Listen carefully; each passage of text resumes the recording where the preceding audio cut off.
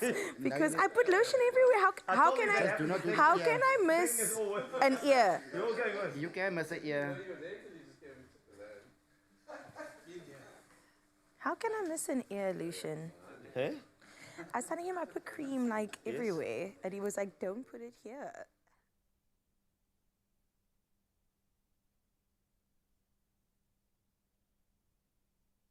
Step into the day with the dawn ringing in my ears. Oh, well, I tune into my TV show. No better way, I gotta get myself into gear. Let's go. Oh, and I feel good today with my wake up in the morning espresso. I feel good today. It's my feel good breakfast show.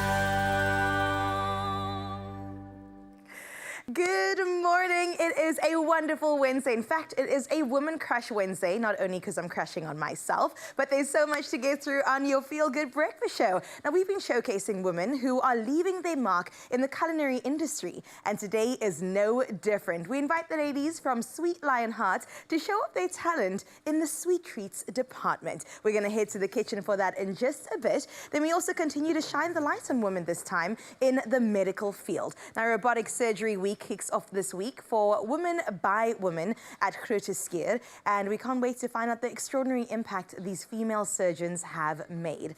And then entertaining us this morning is Francois van Coke. I can't wait to give him the biggest round of applause, plus a special performance to end off the show with Karen Courtier. A really good show is coming your way on this Feel Good morning. It is a Wednesday, like I said, we're halfway to the weekend, baby, and it's just a hop and a skip away. Can't wait to get there, and thank you for spending the morning with us. Speaking about this morning, let's get into this morning's post. Let's see what we have for you. All right, let's end off Women's Month strong and ask you this question, and it's a goodie. Why do you think the world is a better place because of women? It's a great question, and you know the reason why. It's just because we exist, all right? And that makes it so much better. The world is more peaceful, it's more organized, it's more nurtured, it's lovely. And remember to contribute to that conversation of why the world just actually goes around because women are here. 0634088863 is how you get in touch with us. Remember to use that hashtag Expresso Show on this wonderful morning. For now, though, it's gone 2 minutes after 6 o'clock. Let's check in with your first bit of news. Thank you so much, Carissa. Cannot wait to connect with you over the next 3 hours. We are going to have a whole lot of fun, but yes, we've got to get through our official duties first. Let's set the tone for the day, and we start here in South Africa, where the Department of International Relations and Cooperation, or DIRCO, has recalled Consul General Andrew Tsepo Lebona from Dubai, and that was following whistleblower allegations of a visa scam.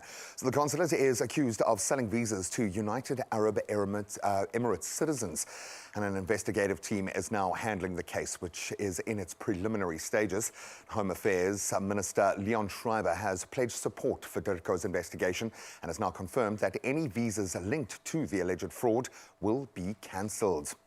Then Auditor General Tsakani Maluleke has reported an improvement in municipal financial statement submissions for the 2022-2023 season, and 34 municipalities, in fact, have received clean audits. The Western Cape leads with 20 clean audits, and then Midvaal local municipality has maintained the status for 10 years. And the city of Cape Town is the only metro with a clean audit. That was after Culinary regressed to an unqualified opinion with findings. eThekwini and Johannesburg metros retained unqualified opinions with findings, while Tshwane Metro improved from an adverse to a qualified opinion by addressing previous audit recommendations, but ultimately a baseline shift in the right direction. Now, casting a wider gaze on the international news front, Denmark has announced plans to open embassies in Rwanda, Senegal and Tunisia and increase its diplomatic workforce in its embassies to Egypt, Kenya, South Africa, Nigeria and Ghana. This decision reportedly came as the Danish Foreign Ministry introduced a new strategy for cooperation with Africa. And at the same time, the Danish minister and their ministry said it would close its embassies in Mali and Burkina Faso following a series of military coups in recent years. Now, relations between Mali, Burkina Faso and Niger and then Western powers, we know, have worsened as of late as 3 countries have turned to Russia for support. Now, a 3,500-year-old jar was accidentally shattered by a 4-year-old boy. Who else? During a visit to the Haidt Museum in Haifa, and that's in Israel. So the jar, dating back to the Bronze Age, that's 2200 BC, was a very rare and, yes, at that point, intact artifact on display near the entrance without glass, reflecting the museum's belief in showcasing finds without obstructions. Now, originally most likely used for local supplies like wine and olive oil, it even predates the biblical King David and King Solomon. So a conservation specialist has now been appointed to restore the jar for future display. And now we round off on this one. Of course, very exciting to get the Olympics, Paralympics underway as the 2024 Paralympics begin in Paris today. Get ready to dive into a treasure chest brimming with inspiring stories from truly remarkable individuals, including that of Sheetal Devi from Kashmir in India. Born with pocomelia, a rare congenital disorder, 17-year-old Sheetal is the world's first and only active female archer to compete, yes, without arms. Her technique, which has blown up on social media, is nothing short of extraordinary. Using her right leg to raise the bow, her right shoulder to draw the string, and the strength of her jaw to release the arrow. Anyone who has tried to use one of these bows and arrows will understand the dynamics involved. Throughout it all, she remains calm and very clearly focused. Now, archery has been a part of the Paralympics since 1960, and while India has only one bronze, Sheetal is ready to change that history, that story, and inspire millions. Well, I think she's already inspired millions. What a way to round off our news headlines and set the tone for the sport.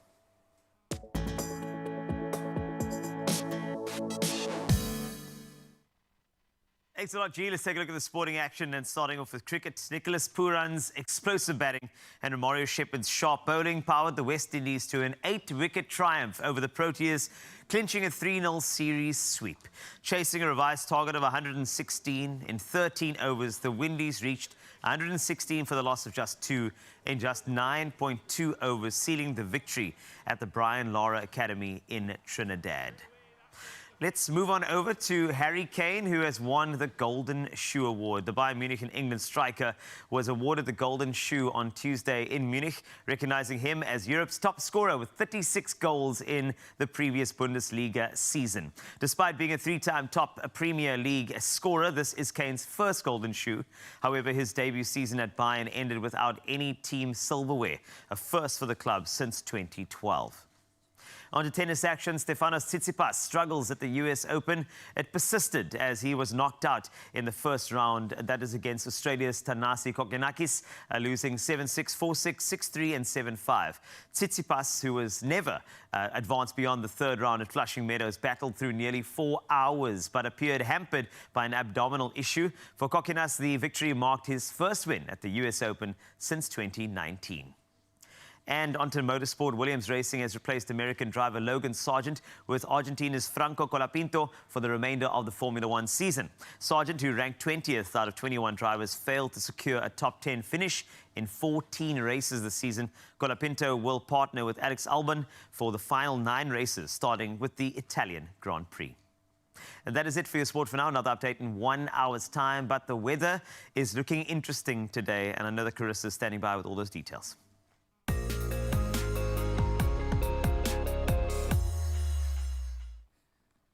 That's right, Carl. The weather has been doing the absolute most, and let's find out why. The South African Weather Service has issued multiple warnings for today. A yellow level 2 warning for disruptive snow leading to icy roads and short-term closures of non-major passes is expected over most mountainous parts of the Cape Winelands. Now, the second cold front affecting the western, northern and eastern Cape provinces will pass through this morning, bringing extremely cold weather. Orange level 6 warnings are in place for damaging wind and waves between Cape Agulhas and Port Edward, and for interior winds over the southwestern Eastern Cape. A yellow level 2 warning for damaging waves has been issued between Port Edward and Durban for damaging wind over parts of the northern, western and eastern Cape. And lastly, extremely high fire danger conditions are expected over parts of the northwest, KZN and Limpopo. This is your official reminder for this Wednesday morning to share your morning views with us on 0634088863. We would love to wake up along with you, Mzansi, so make sure that you get involved so we can see it together. For now, though, I know we're reaching below 0 in some parts of the country. Let's have a look at what you can expect for temperatures for today.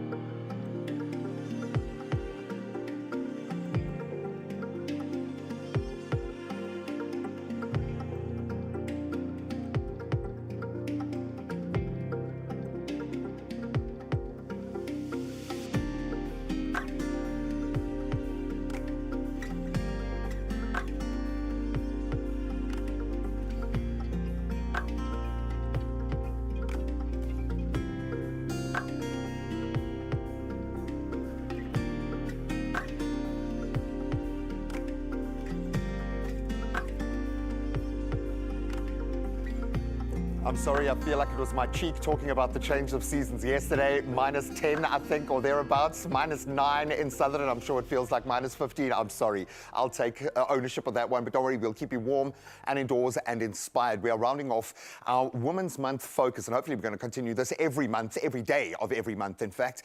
But we're going to take a look at some incredible operations being done through robotics for women, by women, in the most inspirational way. That's the shortest synopsis I can give. You're going to have to plug in. And then I have the great pleasure of welcoming back into this space a legend in our industry who kind of gave us all a little bit of extra credibility and gravitas and just is so amazing. Nicky Greenwall is here. So good to have you here. Yeah, no, we treat you to just a little bit of breakfast. No, we'll feed you for the whole day. You came on a good day. It's a culinary hotline. So we're going to be eating throughout the morning, but you've got a brand new book. Please tell us the title of your new book. It's called A Short Life, and it's a psychological thriller, and it's set in Cape Town. Great, just more anxiety I need to go down the streets during the day. This is incredible. I cannot wait to plug into the imagination of this incredible human being. You can help yourself. Wow, we have got our lactose-free because a few people on our set are a little bit sensitive, and we like to accommodate for all. Absolutely delicious. And this is kind of just like a little palate cleanser for the rest of the morning because, yes, it is the culinary hotline. Bling! Ding, ding, ding! You'll learn as we go along. Okay. It's okay. We're going to have a whole lot of fun. We're going to get into Nicky's brand new book in just a moment, and the fun can begin. Okay, I've earned the right to start, my dear. Oh, okay. Well, we're doing this. Yeah, there we go. Cheers. Ching, ching. Only you can make my day.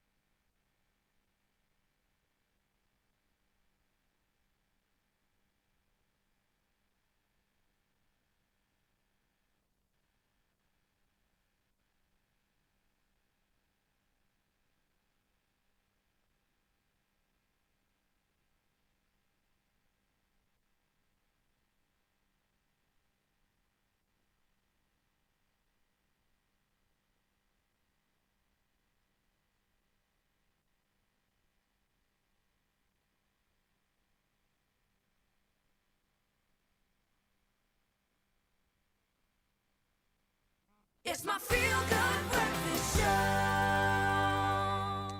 Time to have your mind blown. Welcome back as we continue to celebrate the right elements of Women's Month as we look back at the incredible milestones achieved and that are kept being achieved as we speak right now. I'm going to hone in on one moment and I think an opportunity to inspire not just a whole generation of young women, but the entire country. Groote Schuur Hospital is hosting a very special event called Robotic Surgery Week, dedicated to advancing women's health. Now, this initiative for women, by women, highlights the groundbreaking work of female surgeons performing very complex robotic surgeries using state-of-the-art technology. And the focus is on providing life-saving care for women and showcasing the skill and the incredible expertise of women surgeons committed to improving healthcare outcomes for all women. And here to tell us a little bit more about it are two incredible women, Drs. Lamise Russ and Dr. Lebogang Molloy. Doctors, thank you so much for joining us. I'm trying to wrap my head around this because this whole year has felt like quantum leaps forward in spaces. And we don't often stop to get into the finer details to see just how much good is actually happening. It's so much easier to report on the negative stuff. Definitely. This feels big. This feels like a massive message to send out about the South African medical fraternity, maternity, let's call it. I like the sound of that, but maybe, I don't know who wants to jump off here and tell us a bit more about the Robotic Week and what it entails. Maybe I'll start. Okay. I think, so the idea behind it was to put in the spotlight women's health, but it's not just, you know, people think obstetrics and gynecology, but it was to all-encompassing sort of holistic care. Lebo is a general surgeon, I'm a gynecologist, there's a colorectal surgeon also operating in this week. So the idea was to look at women's health holistically, but also to show that there are females out there who can provide the care that is required. And not just, you know, sort of standard care, but high quality, quite high expertise. And there's capacity. You know, there are female out there that are doing it. So fortunately, we have had the opportunity to get the training in robotics. We're still on learning curve, but things have been going very well. I feel like a gateway is being opened here because we know that South Africa has been long seen as a guiding light in medicine globally. We've got doctors from all over the world for various reasons coming here to work here. They like the pressure, and I know you would have tasted that, but I think it's the intellectual property that exists here. We need a light to be shone on women in every space so that young women can see that. It's as simple as that. We need that to happen now. But what was your motivation for jumping on board this? Because this is quite a departure from normal. I mean, this is future medicine. Yeah, no, definitely. And I think I first want to echo what you were saying, that for us, you know, I tell my friends, I'm going to do a robotic list. And they're like, wow. So we actually sort of underplay how big it is.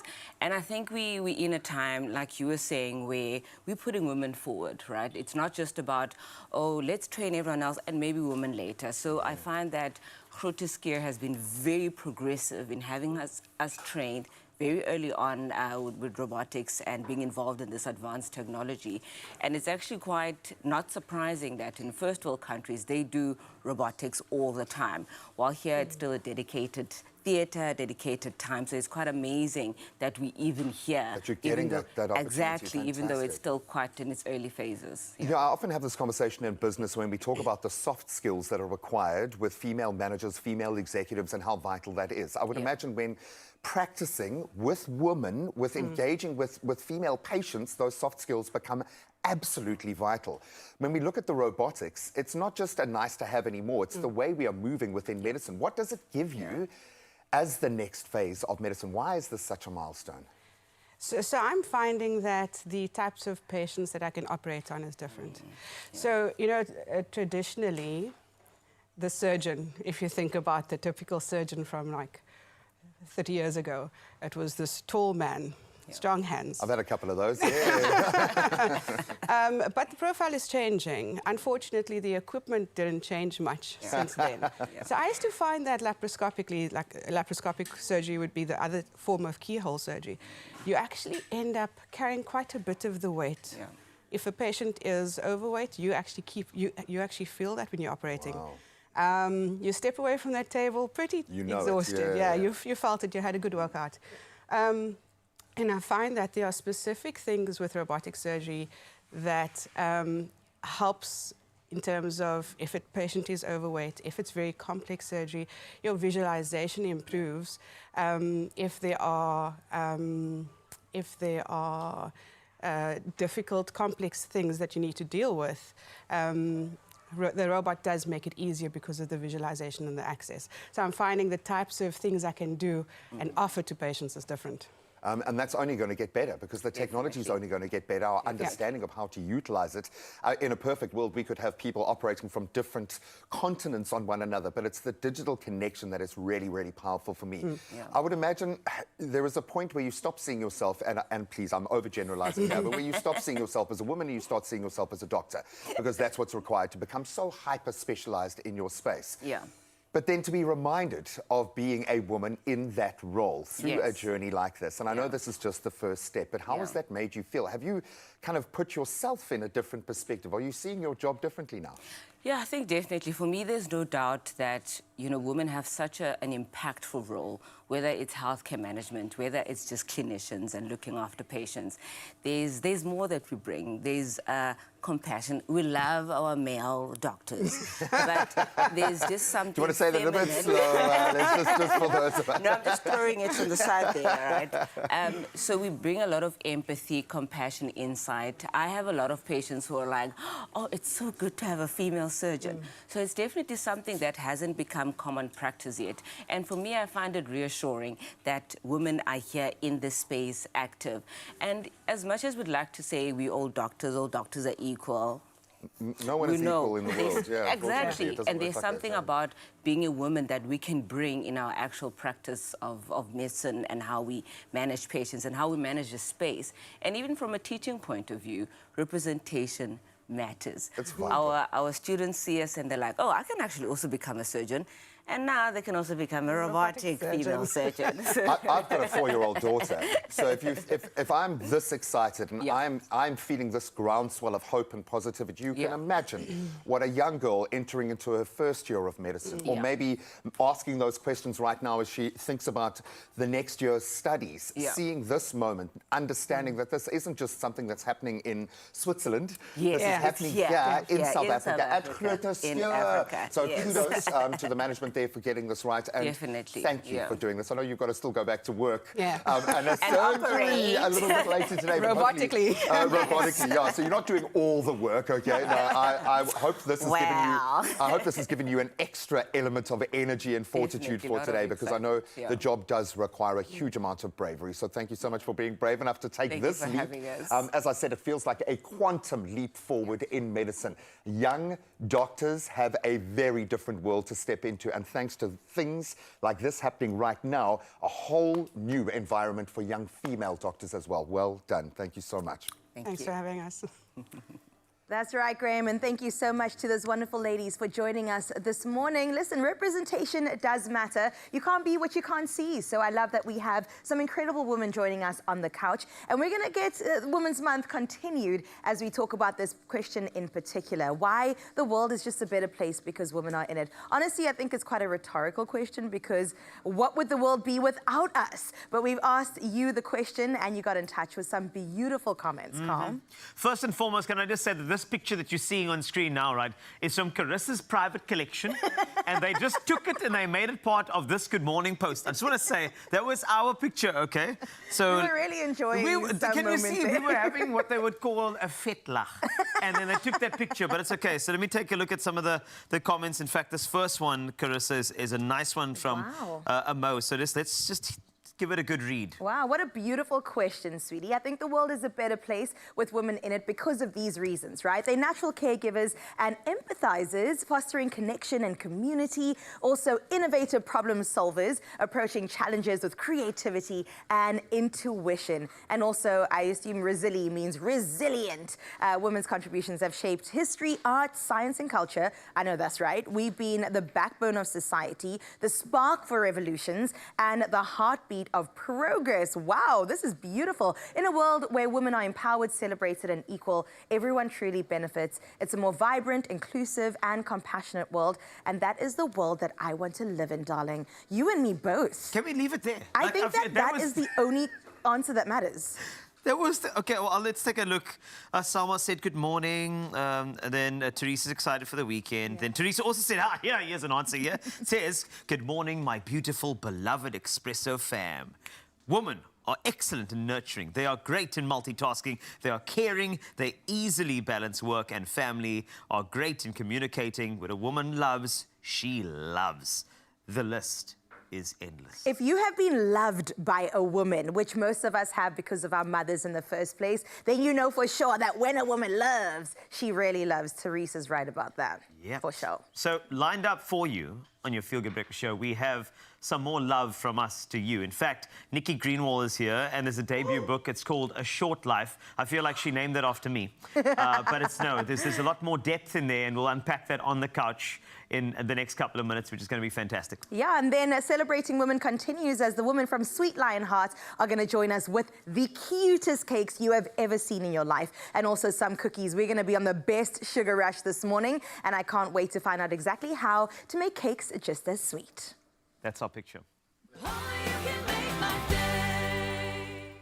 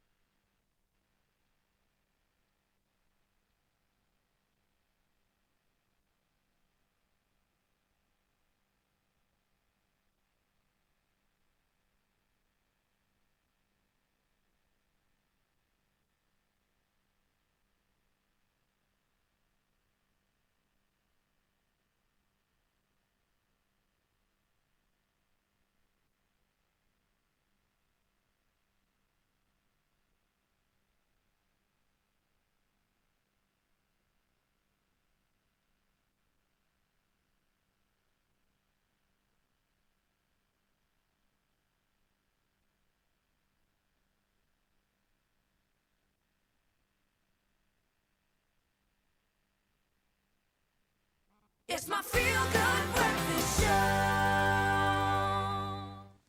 Welcome back to your Feel Good Breakfast Show. This is Expresso, and it's story time. Once upon a time, Carissa and Carl dived into a world of literature with two amazing guests on the Feel Good Breakfast Show. One of them, Mervyn Sloman, was a driving force behind the Open Book Festival, and he was here to talk about the festival's growth and impact since its inception in 2011, alongside an absolute TV legend, Nicky Greenwall, former entertainment journalist, and of course one of our favorites, who made a remarkable return with a debut novel called A Short Life.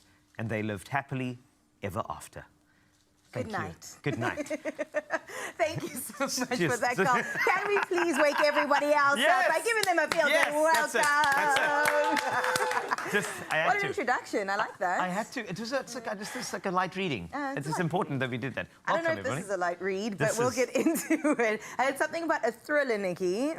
I think that's right. But let's get into this conversation. Mervyn, can I start with you, please? Because this has been something that's been going on since 2011, the Open Book Festival. I've had the privilege to attend a couple while I was in varsity still, and it honestly opened so many worlds to me, opened so many minds, because I have more than one mind, and it definitely created such a beautiful platform for conversation to happen, and also seeing artists and creatives that you wouldn't necessarily see on a daily basis. So can you tell me a bit more about the journey of Open Book Festival to where we are today? I could, but it sounds like I'd actually just rather listen to you talk, because you seem to encapsulate it. Yeah, as you say, we started in 2011, so we're going for a while. Post-COVID, who wants to talk about COVID? You know, bit of a reset, started doing things differently, so this will be our third festival in the kind of new era, if you want to say that. It's a festival it's a festival of conversations, festival of books, brilliant book, festival of writers, fabulous writer, and important conversations. You know, we've always felt that the festival takes place in the city, in Cape Town. It's an urban festival, it's in people's lives, and we need to be cognizant of that. And so we have some very, very difficult conversations, because that is the world that we live in, you know, and we've worked very, very hard over the years to try and create the festival as a safe space where people feel okay getting into the stuff that actually matters.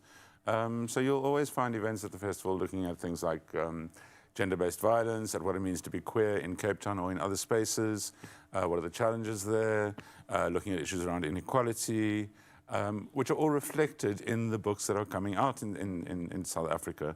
But just trying to curate those conversations in a way that people, as I say, do feel safe to engage with them, because there are not very many public spaces where people can go into something like that and feel they can be themselves. And that's been really, really important for us. At the same time, it's books, it's fabulous writers. We've got to have a little bit of fun as well and celebrate these people. So, and that can be quite a difficult thing to sort of balance. Yeah. But we work really, really hard at doing that. So, you know, we go from the really, really serious conversations to the craziness of writer sports, which we end the festival with, where I, for my sons, force 6 writers to write live on stage from audience prompts, you know? So there's I love that. Imagine. That's like improv writing. Yes. That's exactly that what it is. That is the best thing in the whole Next world. Sunday, 8th of September in the afternoon, come and join us. I would just be writing, but the thing is, I'm not a writer. I leave it to the professionals. I've been reading the side of this book over here, and this is, the caption here says, "What are you thinking about?" I think I might have killed someone. Dum, dum, dum. How ominous is that? But the thing is, I'm holding this. I've always thought that this would be the title of my autobiography. But no, Nicky Greenwall got there first. Nicky, it's so nice to see you. Nice after years in the spotlight, you've taken a step away and you've been busy, clearly. On something very special. But of course, you learned a lot. I mean, you have interviewed so many of the world's most interesting people. Yep. And now you get a chance to take some of that inspiration, the learning, the teachings, and you can pour it into something like this. Is that what happened? Did you pour some of your influence in the industry into this book? Well, it's interesting you say that, because actually that's my next book, which I've just finished, is more about the industry, and it's a murder mystery set at the Cannes Film Festival. So that's the next one. So you might have to wait 2 years for that. But this one... I'm not a publisher. Look at me. Publishing slow.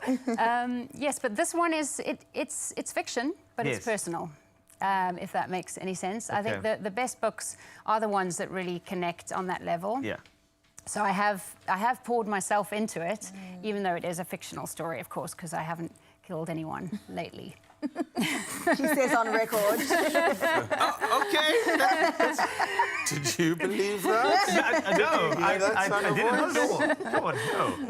No. That's crazy. I also want to ask, just to interject there, Nicky, what else have you been getting up to in this time? Because honestly, I grew up watching you. Like, you were the first entertainment reporter that we all saw on our screens and a poster child for what we are doing today. But of course, you took a break to explore life and do what you needed to do. What happened in that period besides writing? That's very kind of you, thank you. Yes, I work alongside my husband in South Africa's premier model agency, 20 Model Management. So I've been working, in the fashion industry for most of this time. I've also got 2 kids. Georgie and Riley, who are nearly teenagers now. Wow. So yeah, I mean, writing a book is something I've always wanted to do. This is actually my second. It's actually my second book. This one, because the first one was terrible, and I've realised that publishing a book is a bit like getting a tattoo. And I don't have any tattoos, but I would imagine, once it's out there, you can't take it back. No. So I'm glad that the first one wasn't published and that the second one is the one that got out there. So, yeah. Oh, man, well, we can't wait to read it, honestly. I was telling you that the book itself, I mean, I personally judge a book by its cover. It looks absolutely fantastic. And I can't wait to see everything, unfold at the Open Book Festival with you involved as well. So thank you guys so much for joining us today. Thanks for having us. Oh. This is great. That was amazing. As the Open Book Festival continues to grow and inspire, as you can hear, it's a fantastic opportunity for literature lovers to engage with diverse voices and stories. Tickets for the Open Book Festival are available right now, so go grab them as soon as possible. openbookfestival.co.za and get involved because, literacy is so important. We need to really inspire reading and writing 100%. and make it as enjoyable as anybody walking into a movie theater. That's the thing. We get a chance to be part of our own world, our own directors of our own imagination through something like this, a beautiful book. So well done to the Open Book Festival and to Nicky Greenwall for this new one called A Short Life. Oh, so great. good. It's so incredible. And thank you so much for joining us on your Feel Good Breakfast Show. We still have so much coming your way. In terms of wellness in the digital age, my goodness, I think that's something we've got to touch on. And also the effects it has on screen time in particular. Here's Anele with the latest. You're on Expresso right here on S3. And my lovely, something I know we all have in common is how much time we spend on our phones, our tablets, our laptops, absolutely all the screen time in the world, actually. In SA, I know that from gaming to us being on social media to even being online when you're at work, there is just so much that goes into that, and that can sometimes affect us negatively. Well, this is why we've got the Medical Nutritional Institute in the building, because they're going to be helping us to possibly just manage this a little bit better and support our brain in the best way we can. So let's welcome Ashley Smith as a researcher from M&I. Ashley, how are you? Good, thank you. How are you? Amazing, thank you. Ashley, I heard the statistic that apparently, as South Africans, we spend 10 hours plus on our screens each day. Is this true? It is true. Oh my goodness. Yeah, and video games are actually a major contributor towards online screen time.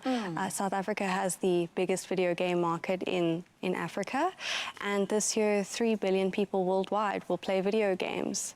What? That's like almost half the people on Earth. Yeah, it's actually interesting that it's not teenagers as you would think. The average gamer is 34 years old, has a house, and has children. What is the effect of video gaming on our health? Yeah, so gaming is certainly not a risk-free hobby. Prolonged periods of inactivity can increase your risk of developing obesity, sleep disorders, and other mental and physical health conditions. But gaming is a reality, and we can also appreciate all the positive aspects of gaming. Okay. It really encourages healthy brain stimulation, it promotes problem-solving skills, it encourages creativity, and there's that social element as well. So it's a really good de-stressor. It just needs to be managed. Can I ask you, what is the maximum amount of time we should be spending in front of a screen? So there are a lot of ongoing studies, but the conclusions are usually up for debate. But what everyone can agree on is that screen time should not interfere with healthy sleeping patterns. Okay. It shouldn't interfere with your work or your schoolwork. Yeah. And it also shouldn't detract from the time available for physical activities. So most people go online at nighttime when they're already tired. And a lot of video games require you to focus and to have quick reaction times. Yeah. So a lot of gamers will drink caffeine or energy drinks in order to improve their focus, and this can be very detrimental for your sleeping patterns.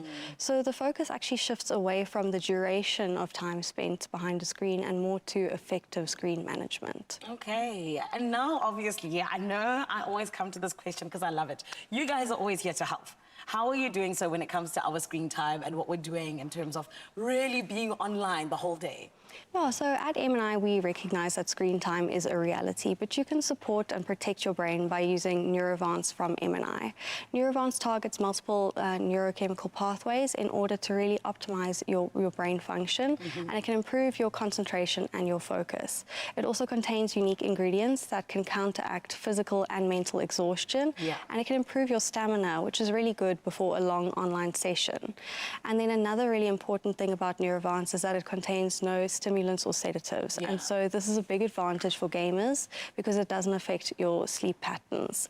If you take it today, it works today, and you can get Neurovance at your nearest pharmacy, or you can get it online at mnilifestyle.co.za. Beautiful. Thank you so much, Ashley, and also actually just even allowing us to have this conversation, because like I said, I think with our screen time, sometimes it's just, something that seems very normal to us, but we shouldn't be spending that much time in front of any screen. Thank you so much. Thank you. My friend, as the saying goes, if you unplug something, eventually it'll work again. And this is all about you. This is actually something that applies to you. And that's why we say you need to unplug every now and again, just to make sure that you are spending time away from that screen. But M&I is also here to help, obviously, when it comes with the Neurovance, to allow our brains to just revitalize and rejuvenate a little bit, to just conquer that screen time. For now, though, you got to stick around. You're on your Feel Good Breakfast show. There is a hive of activity behind me. Why? Because it is the Culinary hotline. Bling! Ding, ding, ding! That's better. Got the diesel engine going now. We love it. Every now and then you come across a brand name that you're like, I wish I'd thought of that. Sweet Lionheart, an incredible, I'm going to call it, fountain of creativity and creating, yes, the sweetest, cutest bakes ever. Natalie and Laura are here to take us into their creative space. And if you've got any questions, 063 408 8863, or you can hit us up on the socials. The Culinary hotline will open in just a moment. Stick around.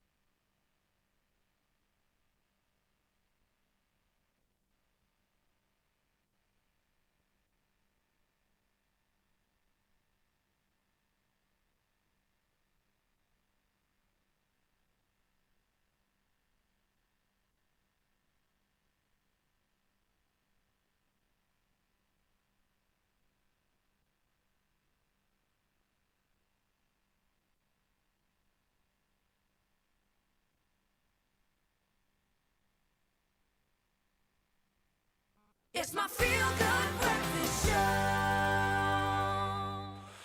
Good morning. If you've just woken up, where have you been, man? You've missed 15 minutes of absolute joy, but it's only getting better. Welcome officially to the Culinary hotline. Bling, ding, ding, ding. I like this. A lot of bass on the show this morning. It's quite interesting. We are so delighted to welcome the unbelievably talented chefs from Sweet Lionheart, Natalie and Laura. They're going to be showing us how to make three very exciting, I'm going to call them creations. They go way beyond just being cakes. A delicious 1, 2, 3 cookie with marbling. That sounds great. Unique mini cake designs, perfect for gifting. I love that. Let's go bespoke. And later they provide some tips on how to decorate these unbelievable mini creations. So stay tuned. And if you have any questions, please, we've got them here. Plug right in. You can send us a voice note, 063 408 8863. But first up, ladies, 1, 2, 3, make me a biscuit. I love that. Thank you so much for being here. You guys represent the cutest, coolest, most passionate brand. The branding itself is amazing. So thank you so much for opening a window into your world. I'm going to ask you to do two things, okay? We're going to multitask this morning. We're going to talk and we're going to cook because we've got a lot to do. So first of all, what are you going to create for us this morning? So this morning, We're starting with our 1, 2, 3 cookie dough, one of the best cookies you will ever eat, I promise yeah. you. And then we're going to marble that pink and red, because that's our favorite colors, of course. You have to, yeah. Add a little sprinkle on top, and then you have a delicious cookie. I can hear my daughter literally getting out the house and running all the way here. It's her favorite colors, it's her favorite things. It's gorgeous. How did you arrive at the 1, 2, 3? So this was a recipe brought into the business from our owner, Nicky. And it's honestly such a favorite that we haven't changed the recipe one bit. I love that. It's been around for as long as the business has, since 2015. Ooh. So, yeah. I love those kind of generational recipes, because this ain't going nowhere. Okay, you guys can crack on and get started. Cool. Awesome. As Laura, I ask you about this incredible company, because it's just such a cool image. Was that an intentional thing? Is it just an organic representation of you guys and what you do? Talk me through the brand. Yeah, so I think it's kind of a representation of the owner, Nicky, and then as we've all come to the team, we've all added out a little bit, something creative, something just like a spark, something special that we each bring to the team. That's what we do. And yeah, it's the best, to be honest, because we each have such unique talents, and we get to showcase that with Nicky, and she really highlights all of our specialties. Because for me, baking, you don't play, because it is a science. And I love cooking. Baking, I get very frustrated because you've got to stay within the lines. Yeah. Yet you guys definitely don't paint in the lines. You guys push out the boat there. What was or is that creative jumping off point? Do you guys kind of sit every morning and think, what crazy things can we do? How does this magic all come together? Honestly, I wish it was that easy, like that ideas just come all the time. But a lot of the inspiration comes from what we do at work, but also what we do outside of work as well. So whether it's running or, I mean, Laura's very into making her polymer clay miniature things as well. So we draw inspiration from, you know, at work, but a lot of this time outside of work as well. And then we think like, oh, that's cool. How can we make that into a cake form? You see that flour? How can it become a cake? How can you do that? 100%. Okay, we are going through a process here. When I talk about the science of baking, I would imagine with this resting on the dough needs to be really good. So how do we know? And what's the kind of basic process for getting this balance right? So 1, 2, 3, obviously the name of the recipe, because it is it is 1 part sugar, 2 parts butter, 3 parts flour, basically. So one of the key things about this recipe is you need to cream your butter. It's really, really nice and fluffy. So start off at room temperature. It does help a little bit, but creaming it first till it's nice and fluffy before you add the flour. What does that do? I think it just makes the crumb a little bit more short, you know, like a shortbread. So when you bite into it, it's nice and crumbly. That extra 100%. mouthfeel. Yes, I love that. Yes. You do realise we've given away your intellectual property now with the 1, 2. If you're gonna name the recipe with the recipe, you're kind of giving it away, okay? It's okay. But that being said, I'm still gonna go home and try and do this myself and then mess it up. I have no doubt. That's just the way. Okay, why are you hiding the mixing machine now? Because I've added all the flour at once. If I put this machine on now, the flour is just gonna come out. That would have been amazing on live TV, man. But then my ratios would have been out because I would have had no flour. So I'm 1, just 2, putting 2 a and a little half. cover, So I'm just putting a little cover on so that the flour can stay in the bowl. As you can see, it's already coming out. But that's okay. We work with what we've got. Yeah.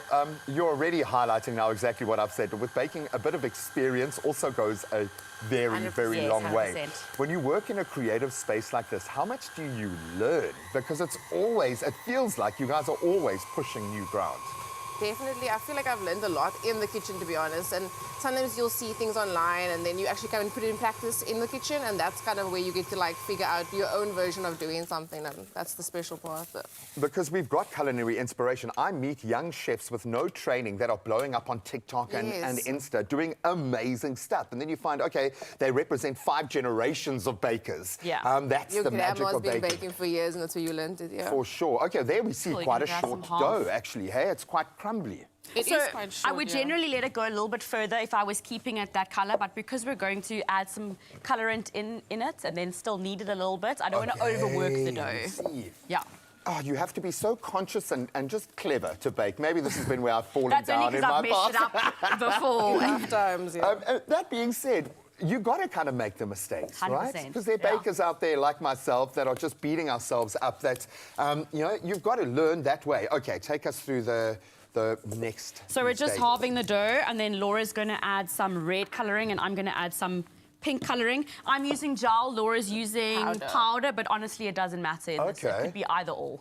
If you're looking for a pastel colour, though, I would still use a bright colour. So just adding less. If you add 1 drop, you get the pastel colour. Whereas if you buy the pastel colour, then you'll have to use like so much. The whole amount. Okay. So it is always buy the bright version of that colour. I love this. Thank you. We should have little pop-ups on our screen for all these little gems, because these are the ones that they save you. Maybe the entire bake they might save you at some point. I love that. I love the fact that you guys are so open and share your love of baking. Okay, so through this marbling process, what are you trying to achieve here? I suppose So this is two when you're working the dough colours, I would say. Yeah. You want to have 2 very different colours. You don't want to be marbling with something that's too similar. It will get lost in the process. So that's why we go with the red and the pink. And then other than that, it's kind of just blending the colours really well. You'll see us mix it together in a few minutes. And it's just getting a nice balance of it all. How much, because you do eat with your eyes, and in your space, you are selling more than just food. You're selling a brand, you're selling something that people can plug into and kind of pass off as their own. When someone comes to engage with you guys, what's the best way to do that? What sort of creativity do you need? How can we get the best out of you guys? Because I would imagine if we're setting up a party or we wanting to do something special for someone else, that's where you really come to bear. 100%. I mean, we've put so much time and effort into our range and what we offer on our website as well. And I feel like that there is definitely something that you will like.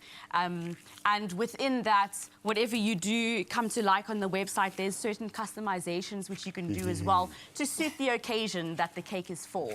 So really the options are endless. It just depends how you want to customize the experience. Yeah. Oh, that's beautiful. I know.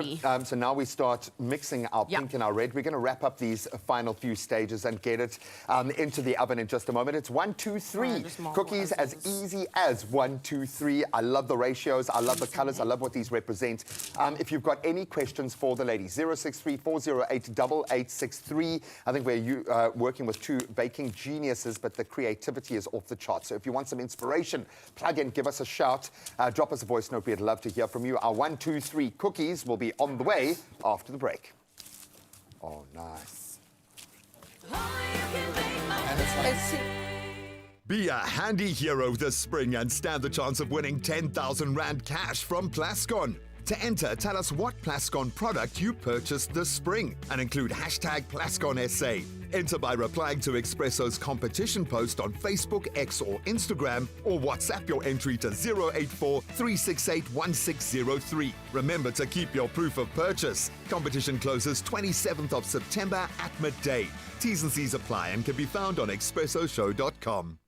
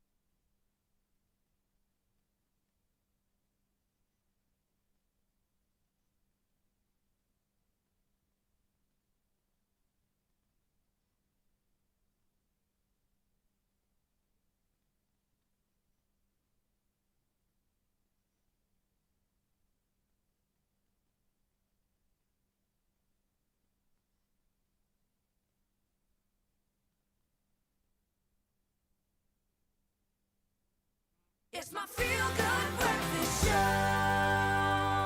Welcome back, you beauties. Thank you for tuning back in. You'll get your just desserts in just a moment. Yes, Laura and Natalie are still busy in the kitchen creating our 1, 2, 3 cookies. We've moved to the shaping and press. We've got our beautiful marbling there. Look at the pink and the red. Oh, just imagine that at your party or your kitchen or in your mouth right now. Yes, the biscuits will be flowing, but right now, we've got to connect with yet another author this morning, it seems. We have so many authors here today, but this one is going to make you spit your biscuit. Francois van Coke is here. He's a singer, a songwriter, and now an author of an upcoming book titled Hoe Ek Dit Onthou. It's a beautiful book because sometimes it's only you who remembers certain things in a certain way, and that you can actually put it down onto a piece of paper and then, of course, a full book. I mean, that's the truth. Can we applaud the book? Let's go. Never mind the rest of this glittering career. He is an author, Mr. Francois van Coke. How can you remember anything, my friend? How can you remember anything? I think some of the stories have been retold and I kind of made my own version of it in my mind. And that's why fair enough. I think I kind of played it safe with the title, Hoe Ek Dit Onthou.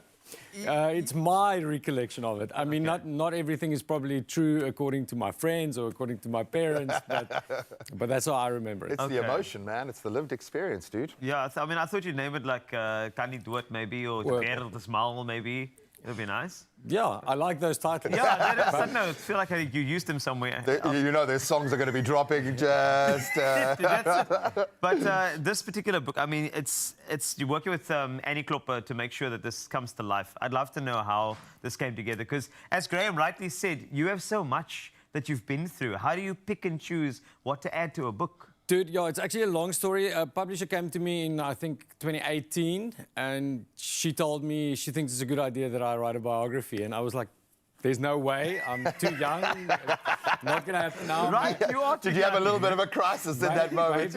Maybe if I'm 50, I'll do something like that. Well, I'm almost 44 now, so it's a little bit early. But yeah, at that stage, I was kind of not ready for it, and our conversation just kind of ended. And then in the COVID time, Annie wrote the Fok of Politica biography 10 years ago. And when my first solo album dropped, she told me if I ever write a biography or autobiography, she wants to be involved. And then after that idea of the book came up, in 2020, we didn't have that much to do. It was the COVID era. So me and Annie started doing these interviews that we made a kind of an online show with. It was like 13 episodes of me kind of telling my stories. And from there, it kind of developed into this book. It took like 4 years. And as it must, though. You guys are calling me an author now. It's really weird. But I kind of did write stuff, you know what I mean? Own it, buddy. Own it. I feel I shouldn't call myself an author, but yeah, I did write. A book is coming out, you know? Well, the first chapter of the story is out now, because I would imagine you're only getting started, dude, in terms of the stories that will be written. So there are going to have to be a few more books in this series, I think. I think they might not be as crazy and as weird as the stories from my youth, but yeah, hopefully there's a lot more. Parenthood can still be exciting, okay? Of course. I cover that in this book as well. Oh, lovely. But buddy, it's not just your story. You have been so integral to the journey of other artists, and other artists have been integral to yours. This comes to bear on stage. Francois van Coke and Vriende is back for 2024 with an all-star lineup. Talk us through that and how cool it is to be able to do that. I know you joke about getting older, but you're kind of just hitting your straps in my mind. To be able to get your mates together on a stage like that and do this. How special is that? Yeah, no, it's a really special show for me. We've been doing it since 2018. In 2018, I think we kind of imagined we're going to do like a show in an arena, and hopefully we have 3,000 people there. And the arena was sold out for the first one in 2018, and it's just been growing from there. You know, we've been doing it for 5 years now. It's such a special thing for me because it's like 20 years of music or 21 years of music. And it's, I think that make my Friend show a little bit different from other people's Friend shows, because I know a lot of people do that kind of show. So I've written songs with everyone that's on the bill, and that makes it quite special. We do the songs that we wrote together, and this year it's also very special. We have Karen's all back for the first time. since 2018. And then obviously the OGs, we've got Jack Parra there, Early B, obviously Fokov Polisikar, who's been there from the start, Jewels Fantasties. And then a couple of people that came along through the years, like Tashay, that I was on The Voice with. Neon Dreams. Neon Dreams, that I worked with last year. Yes, the real thing. And also you turning them into South Africans, because they apparently are moving down here for good. I saw Frank is How cool coming. is that? Yeah, it's crazy. Hey, that's going to be amazing, Yeah, man. it's so insane. When we wrote the song together, I always thought it's a bad idea putting Afrikaans lyrics and English lyrics in one song. Just work. Oh, buddy. And Frank kind of forced me, because he loves Afrikaans and South Africa so much, he kind of forced me to write my verse in Afrikaans. I think it kind of turned out pretty cool. Oh, Yeah, buddy, no, I know you say that the next book isn't going to be so exciting. Just the days around this concert might be worth 4 or 5 chapters. Dude, we love you. Thank you so much for being here. Congratulations on the book. Thank you so much for having me. We'll watch that space. Don't worry, your job isn't done yet. Yes, he will be performing in just a moment. We've got 3 performances coming up, but there it is, an opportunity to get inside his incredible journey, and it has been incredible. We've kind of had a front row seat, and I love this guy. Love you, man. Oh, I love you more. Love you too, Cole. Love you, man. Thank you, gents. It's just gone a minute after 7 o'clock. Let's delve into your news headlines for this hour. And we start off with national news, where the Victims of Crime of 2023-2024 report released by Statistics South Africa yesterday identifies housebreaking as the most common crime in the country. Based on data from the Governance, Public Safety and Justice Survey across all 9 provinces, the report reveals that 1.5 million housebreaking incidents affected 5.9% of households in 2023-2024, peaking in June. Over 1 million people also experienced street robbery. Now, townships are most affected by crime, and Statistician General Risenge Malaluke noted that underreporting suggests the actual crime rate may be even higher than the estimated figures. The Department of International Relations and Cooperation, or DIRCO, has recalled Consul General Andrew Tsepolabona from Dubai following whistleblower allegations of a visa scam. The consulate is accused of selling visas to United Arab Emirates citizens. An investigative team is now handling the case, which is in its preliminary stages.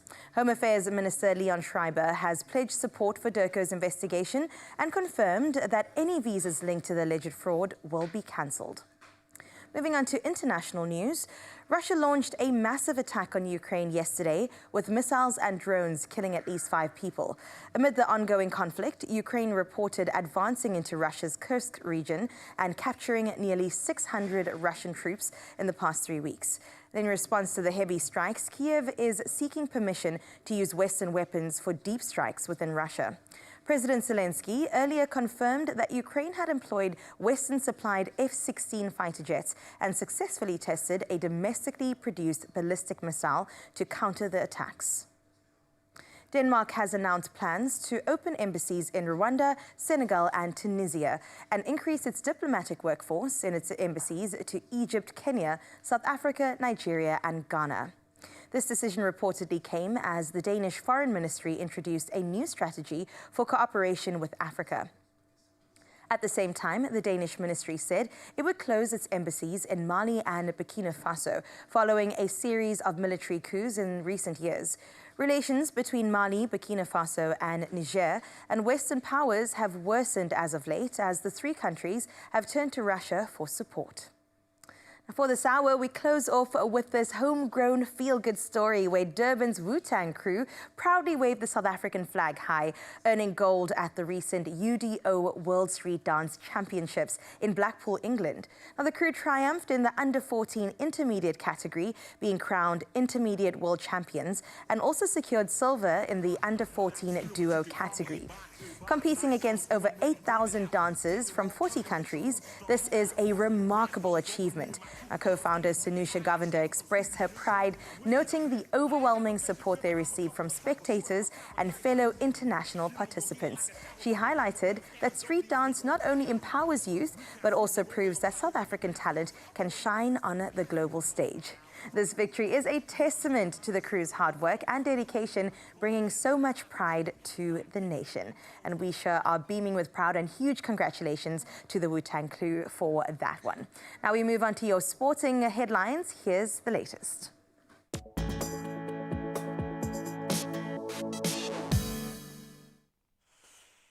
Thank you so much, Carissa. Let's start with cricket this morning in our sporting report. And Nicholas Pooran's explosive batting and Romario Shepherd's sharp bowling powered the West Indies to an 8-wicket triumph over the Proteas, sadly, clinching a 3-0 series sweep. They've been on fire on home soil. So chasing a revised target of 116 in just 13 overs, the Windies, they reached 116 for only 2 in just 9.2 overs. Incredible. Sealing that victory at the Brian Lara Academy in Trinidad.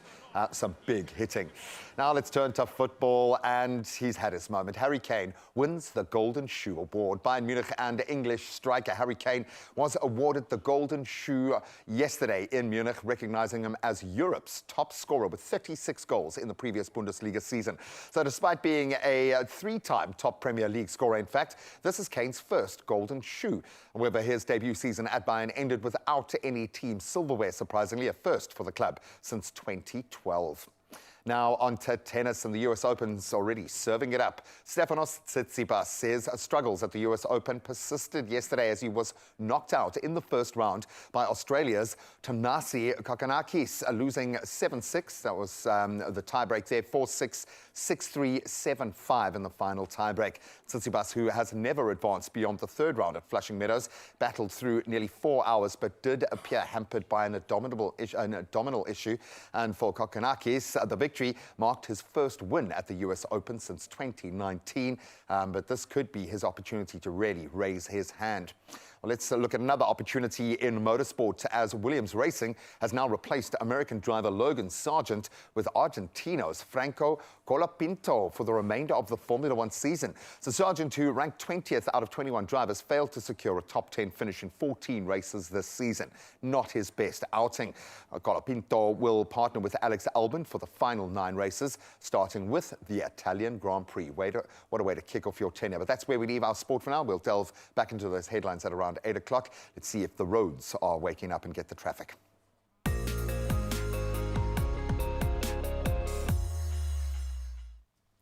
Thanks a lot, G. Let's take a look at your traffic. Starting in Pretoria, Gauteng, there is a stationary truck on the N1. This is northbound off the ramp from Rigel Avenue. The left lane is blocked. No delays are expected, but do drive carefully. Moving to the mother city, delays are being experienced on the M5 northbound towards the N2 inbound ramp. Make use of your headlights, please, and maintain a safe following distance wherever you can, of course, and just make sure that you are buckling up and driving as safely as possible and get to work on time, but more importantly, that word, safely. Let's take a look at the weather.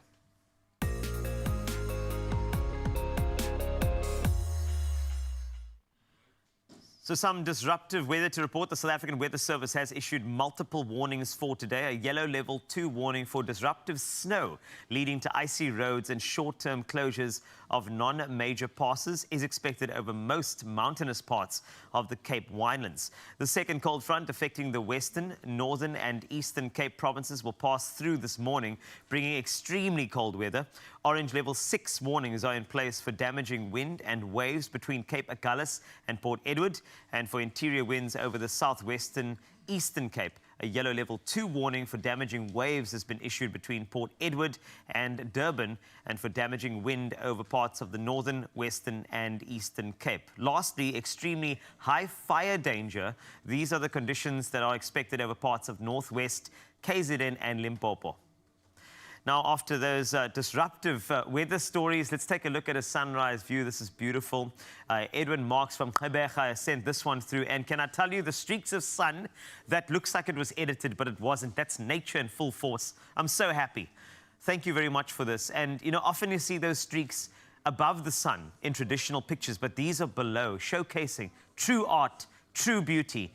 Beat that. 063-408-8863.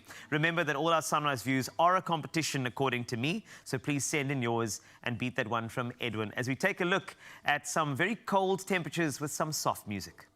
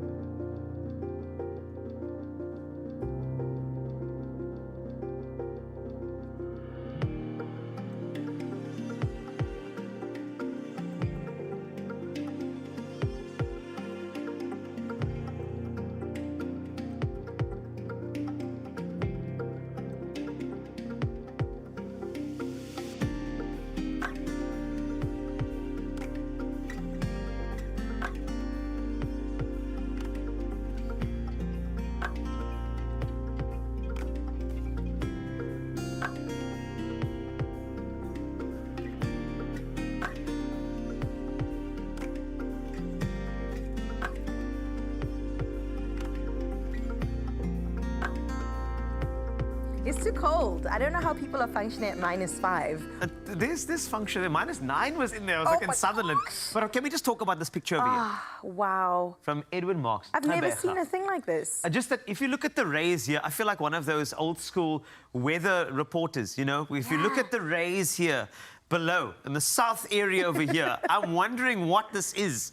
Like, is that even real? I don't think so. It's perfect. Derek Van Dam. No, I love it. It's absolutely gorgeous. Keep on sending those through because we want to see more of your beautiful artwork. Yeah. Please. And speaking about more beautiful news, Carl's got some good news for I've got very, very good news. Thank you so much, Okrat, because since Ituba became the official operator of the National Lottery, that was back in 2015, the National Lottery keeps creating winners with over 29 billion rand in total payouts. Wow. And remember that the next big winner could be you. I believe it. Me. I hope it is me in particular. It's my birthday tomorrow, so let's go, baby. Yes. Play Lotto, Lotto plus 1 and Lotto plus 2 for 60 million rand in total estimated jackpots this Wednesday. That's today, in case you woke up wondering where you are. And you can buy your tickets today in store, quite physically, or you could go over to the nationallottery.co.za website. If you have a bit of social anxiety, you could also use the mobile app. Cell phone banking is there for you, or simply dial *120 *7529# for all USSD. All the details, we popped it on the social media pages, our Expresso social media team. They are up it always. So please go check them out and make sure to get yourself in the running to win your share of 60 million rand in total estimated Lotto, Lotto plus 1 and Lotto plus 2 jackpots today. And do play now. I heard that some good numbers to go for might be 1, 2, 3. Got you. Okay, now we've got to share our winnings with everybody, okay? Yes, we are making the 1, 2, 3 cookies with Laura and Natalie from Sweet Lionheart, an incredible company. It's difficult to explain because they are creative geniuses, but yes, they bake and they create amazing things, and we've done the cookies. They look beautiful. Can I taste one? Yes, Is these the finished products? Absolutely delicious. So while I taste this, I understand that this is such a historical recipe. This came all the way from Nicky's grounding in school. Yes, correct. Talk me through that. So she's actually a trained graphic designer. That's what she studied after school. And then while she was working, she decided she was going to do a part-time pastry course at Silwood, which is actually where this recipe comes from. Yeah, it's kind of evolved and we've made it our own. But yeah, that was pretty much the history behind these biscuits. Oh, thank you so much to Silwood for being the base plate for so many of the amazing chefs and bakers that we get on the show. I love you guys. I love the fact that we're continuing this chain. These are delicious. It's somewhere between shortbread and a biscuit, and it's gorgeous. Absolutely amazing. Culinary Hotline continues on the other side of the break. What are we going to be making? We are going to be decorating our famous giftable mini cakes. We're going to be showing you 2 different designs and how to make them look extra special. And we're going to do it while Francois van Coke performs just for us. You're going to rock out while you are doing your cake decorating. The Culinary Hotline bling! Ting, ting, ting! Continues after this. We'll see you now. There are stories of creators, and we're inspired by them all.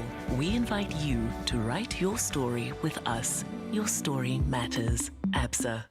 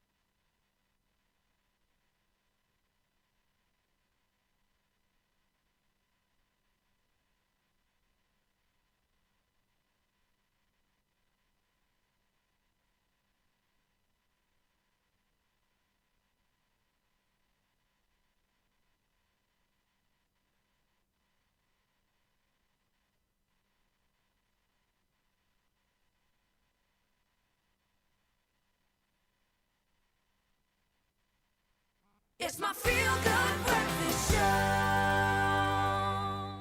Oh, hi. Sorry. I was just busy admiring some cake over here. We're delighted to welcome talented chefs over here from Sweet Lionheart. We have Natalie and Laura, who you've seen earlier with Graham in the kitchen.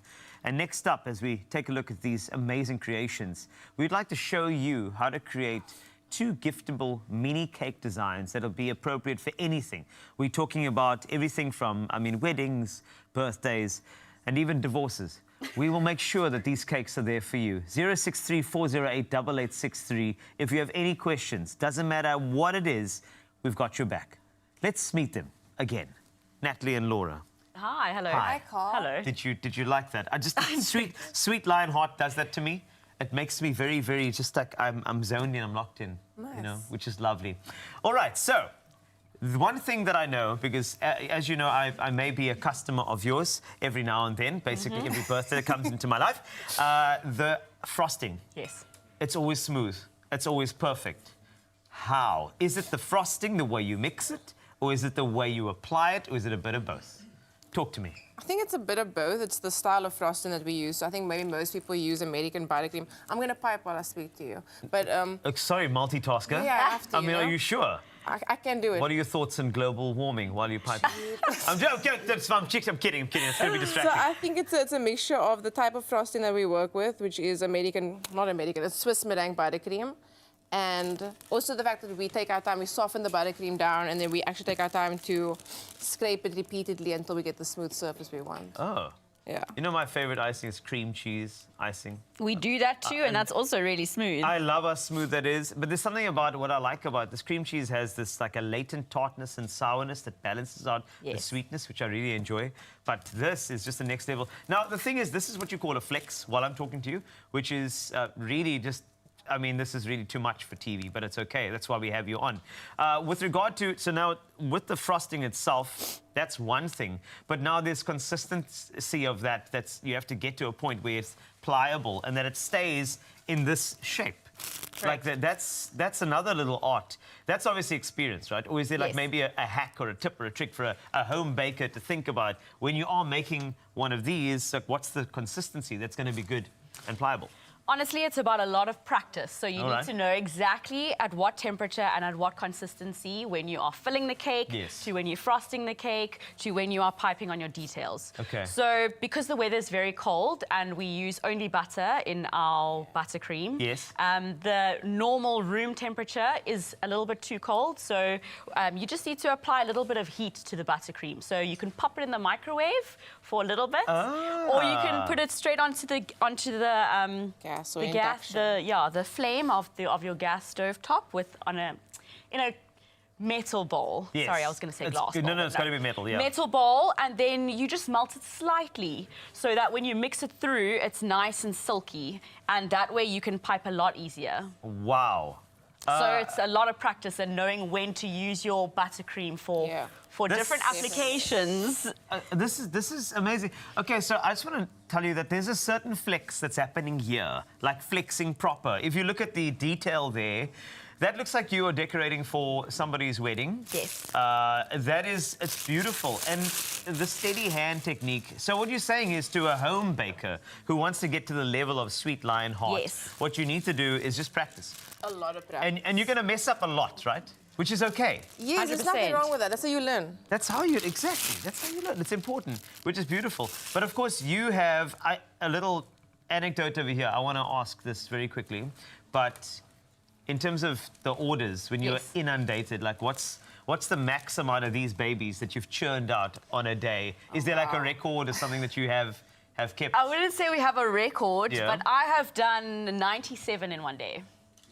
I mean, it wasn't a normal 8 to 5. It was a longer it was a very long day. But you did 97 of them? Yes, correct. Was it like in November or December? No, so actually we went up to Joburg and we decided that we were going to sell mini cakes over 2 days.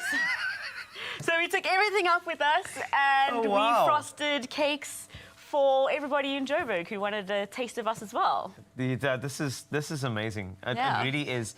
Remember, if you have any questions, please feel free to ask any of them, especially with these piping techniques. Now, to get the right type of, and give me the proper name for these things that you put into the piping bag to get these shapes, right? Would you call them a piping nozzle? A piping nozzle, yes. is that the correct term? I would believe so, yes. So the piping nozzle itself, that also comes with a bit of practice to know what to use. And because, I mean, this, if you look above that, that's got like a beautiful shape. It's I think knowing when to use what nozzle and how much pressure to apply with each nozzle. So you can use smaller nozzles and you can create the same shape with a bit more pressure or less pressure.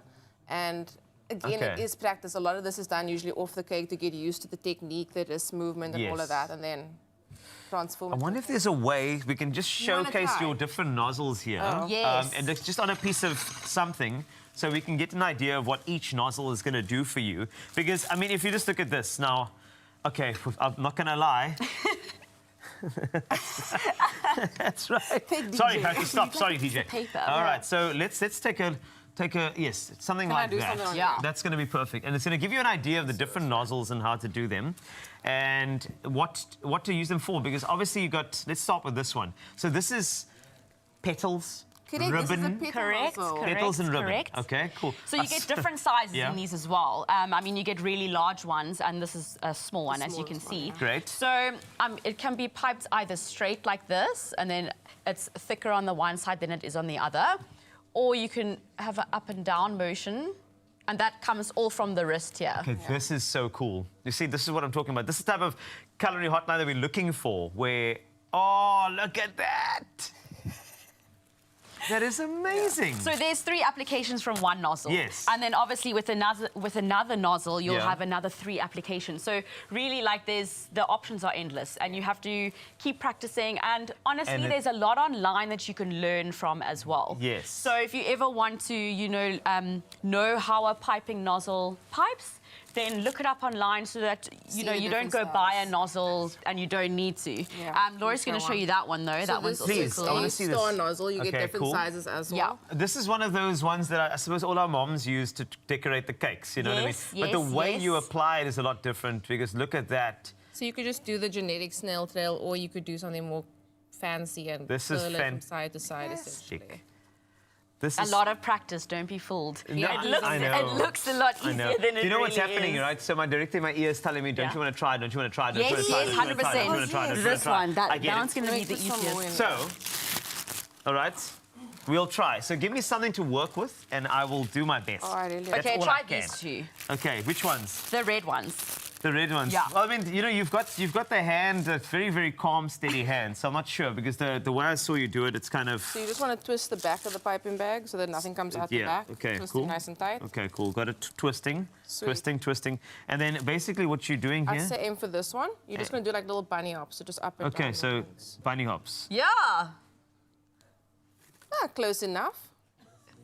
So bunny hops. Okay. Call style. Call style, yeah. Bunnies up into the side. Ooh. Oh, you made little hearts. That's correct. That's what I can do there. I'm just saying. And then the way you were just doing this one is crazy. You had like a thing here. That's really good. That's not bad at all. You can just space them Okay. out. Oh, look how really good that is. That's it. So I'm still let you know. Okay. Sweet Lion Heart are looking for new people, and this is why. And I'm thinking, like, if you're looking for somebody, let me just make sure that you get the right type of people here. So this one over here. Okay, this is fine. This is more for wording and stuff, so you can spell your name out of this one. There we go. I see that, Carl. So Carl is there. Can you see? You see that? You're welcome. It's a Sweet Lion Heart autograph. You're most welcome. But of course, remember, we are going to be back with some more. These 2 ladies, Natalie and Laura, will be with you in a second. If you have any questions about piping like a professional or piping like a true artist, there's 2 there. You can choose. You can. Remember, 063-408-8863, and we'll be right back in the next few. I love this. Well done. Thank you. Enter the Maggie Cook the Difference competition, and your Maggie recipe stands a chance of being featured in the Maggie Cookbook, winning you one of 10 sets of CETA accredited courses, each worth 10,000 Rand, plus a chance at the grand prize and a brand partnership with Maggie worth over 275,000 Rand. Competition runs 7th of August to the 15th of September. Entry details and T's and C's at expressoshow.com.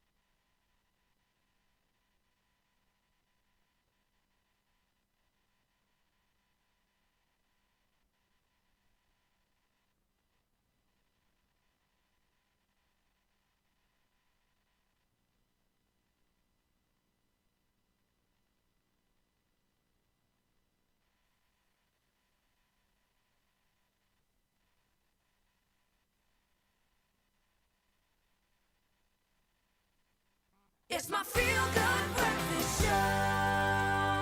Welcome back. Yes, it is a culinary hotline. Bling! Ding, ding, ding. But not right now. No.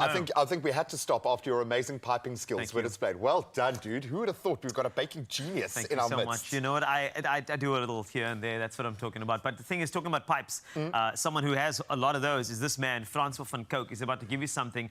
I don't know, should we introduce him as an artist or an author now? This is Probably both. confusing. I Maybe think we we have should. to, yeah. I've never introduced him as an author before. Can we do that? Please. All right. And now, ladies and gentlemen, it's an author. Die Wêreld is Smal is this book that you're about to hear on an audio level. It's Francois van Coke. I like that. So, ek hoef myself nie meer voor te stel nie. This is my good friend Richard Onred. Yeah! And the peeps at home, give him a hand. He had just had a baby and he's here early in the morning. The baby's 2 weeks old. 3. Yeah. 3 weeks. 2, 3. Hierdie ene is Die Wêreld is Mal.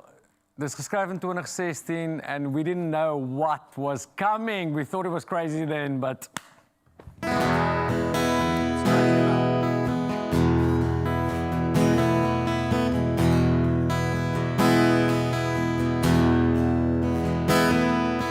wolke gooi skarwes, dis snaakse weer. Direk van my heermotor wat my irriteer. Die lig is terug en ek son welkom hier. Ek's ver van die huis af, alleen en ver van die huis af. Op pad maar en sien, verander vervreemd en ek is seker van die wêreld is mal, kompleks en kwesbaar, mense wat oor mekaar val. Die wêreld is mal, jy is die uitsondering, want die wêreld is mal. Ek kon dit nie doen sonder jou nie. Die weer wat my wind verwaai, opreid laat die insekte. En jy het my gered, voor ek geweet het ek het redding nodig. Alweer te ver van die huis af, op pad naar een see. Verander vervreemd en ek is seker van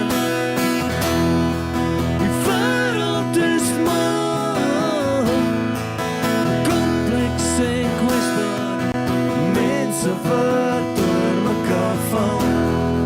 Die wêreld is mal, jy is die uitsondering, want die wêreld is mal. Ek het jou nodig, nes jy is. Daar is genoeg hier vir my. Op hierdie aarde, nes jy is. Nes jy is, nes jy is. Die wêreld is mal, kompleks en kwesbaar, mense wat oor mekaar val. Die wêreld is mal, jy is die uitsondering, want die wêreld is mal, want die wêreld is mal, want die wêreld is mal. Yes! Woo! Thank you so much. Die volgende ene is 'n love song. Dis geskryf vir my vrou en ek wou net vir haar eerlike love song skryf. Ek het dit gedoen saam met my goeie vriendin Karen Zoid wat vir die eerste keer terug is by Francois en Vriende sedert 2018. Hierdie song het my lewe verander en ek hoop jy geniet dit.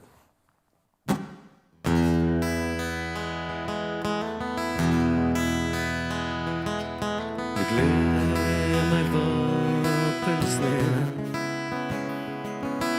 Vanaand vir die eerste keer sien ek myself in jou oë. Ek het hierdie oorlog verloor. Ek staan aan die bloed op my hande. Ek weet ek het verander. Jy dink ek praat net weer. Ek het jou lief, ek sweer. Geen pretensie, geen weer. Geen pretensie, geen weer. Geen pretensie, geen weer. Geen pretensie, geen meer.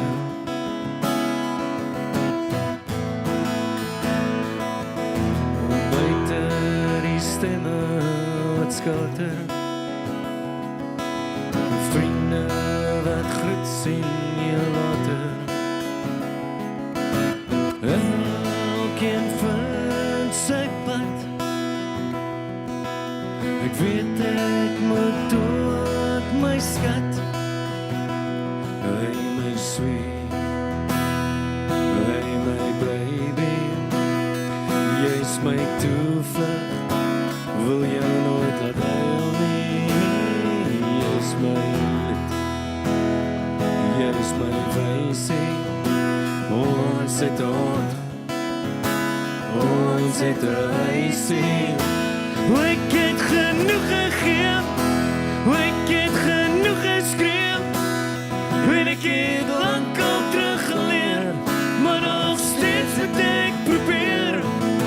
Vlug soos 'n verraaier, van dit wat my vashou. Daar was monsters in die donker, toe vind ek jou, ek sweer.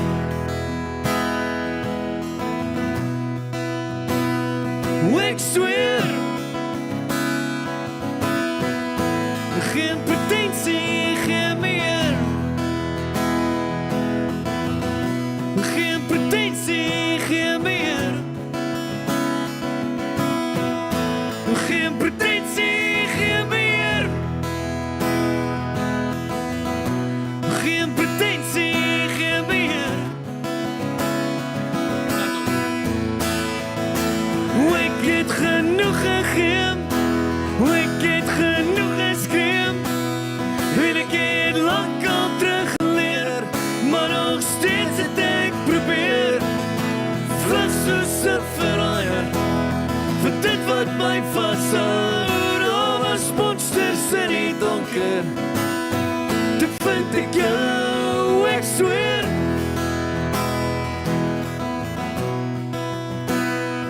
Ek sweer. Geen pretensie, geen meer. Geen pretensie, geen meer. Geen pretensie, geen meer.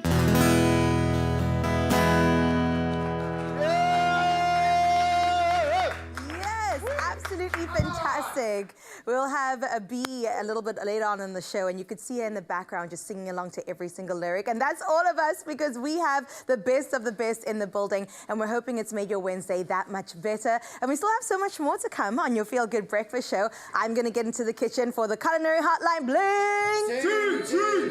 Yes, the enthusiasm has increased. Very excited to be decorating some cake with Sweet Lion Heart. The two ladies are still with us. And then also, if you are suffering from allergies, we got you. We want you to have a better quality of life, so we're going to show you exactly the steps on how to do that. Stick around, it's your Feel Good Breakfast Show. We'll see you on the other side of this.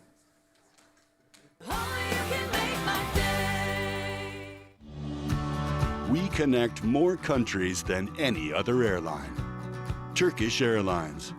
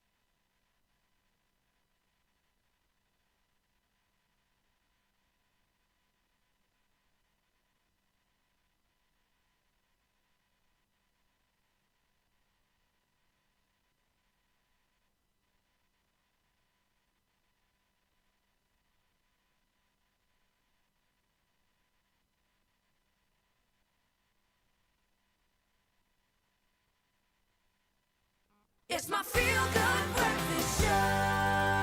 Welcome back to your Feel Good Breakfast Show. I knew I would see you on the other side, and we're back in the kitchen. Now, earlier, Natalie and Laura showed us how to make the yummy 1, 2, 3 cookies with marbling, followed by 2 giftable mini cake designs, and those are my favorite. And now we get to see how we finish it all up, add that polishing touch on these beautiful mini cakes, and I'm going to try to get in there and help them do exactly that. They're going to show me their techniques, they're going to show me how to do it, and maybe because, you know, tomorrow's my birthday, I could take one home. We'll see how we go. But ladies, I think that we should decorate some cakes. And I'm seeing, what is this, ribbon, cherries. Can you eat this? Glitter and sprinkles. You can eat it. I mean, it'll move through you. Okay. Yeah.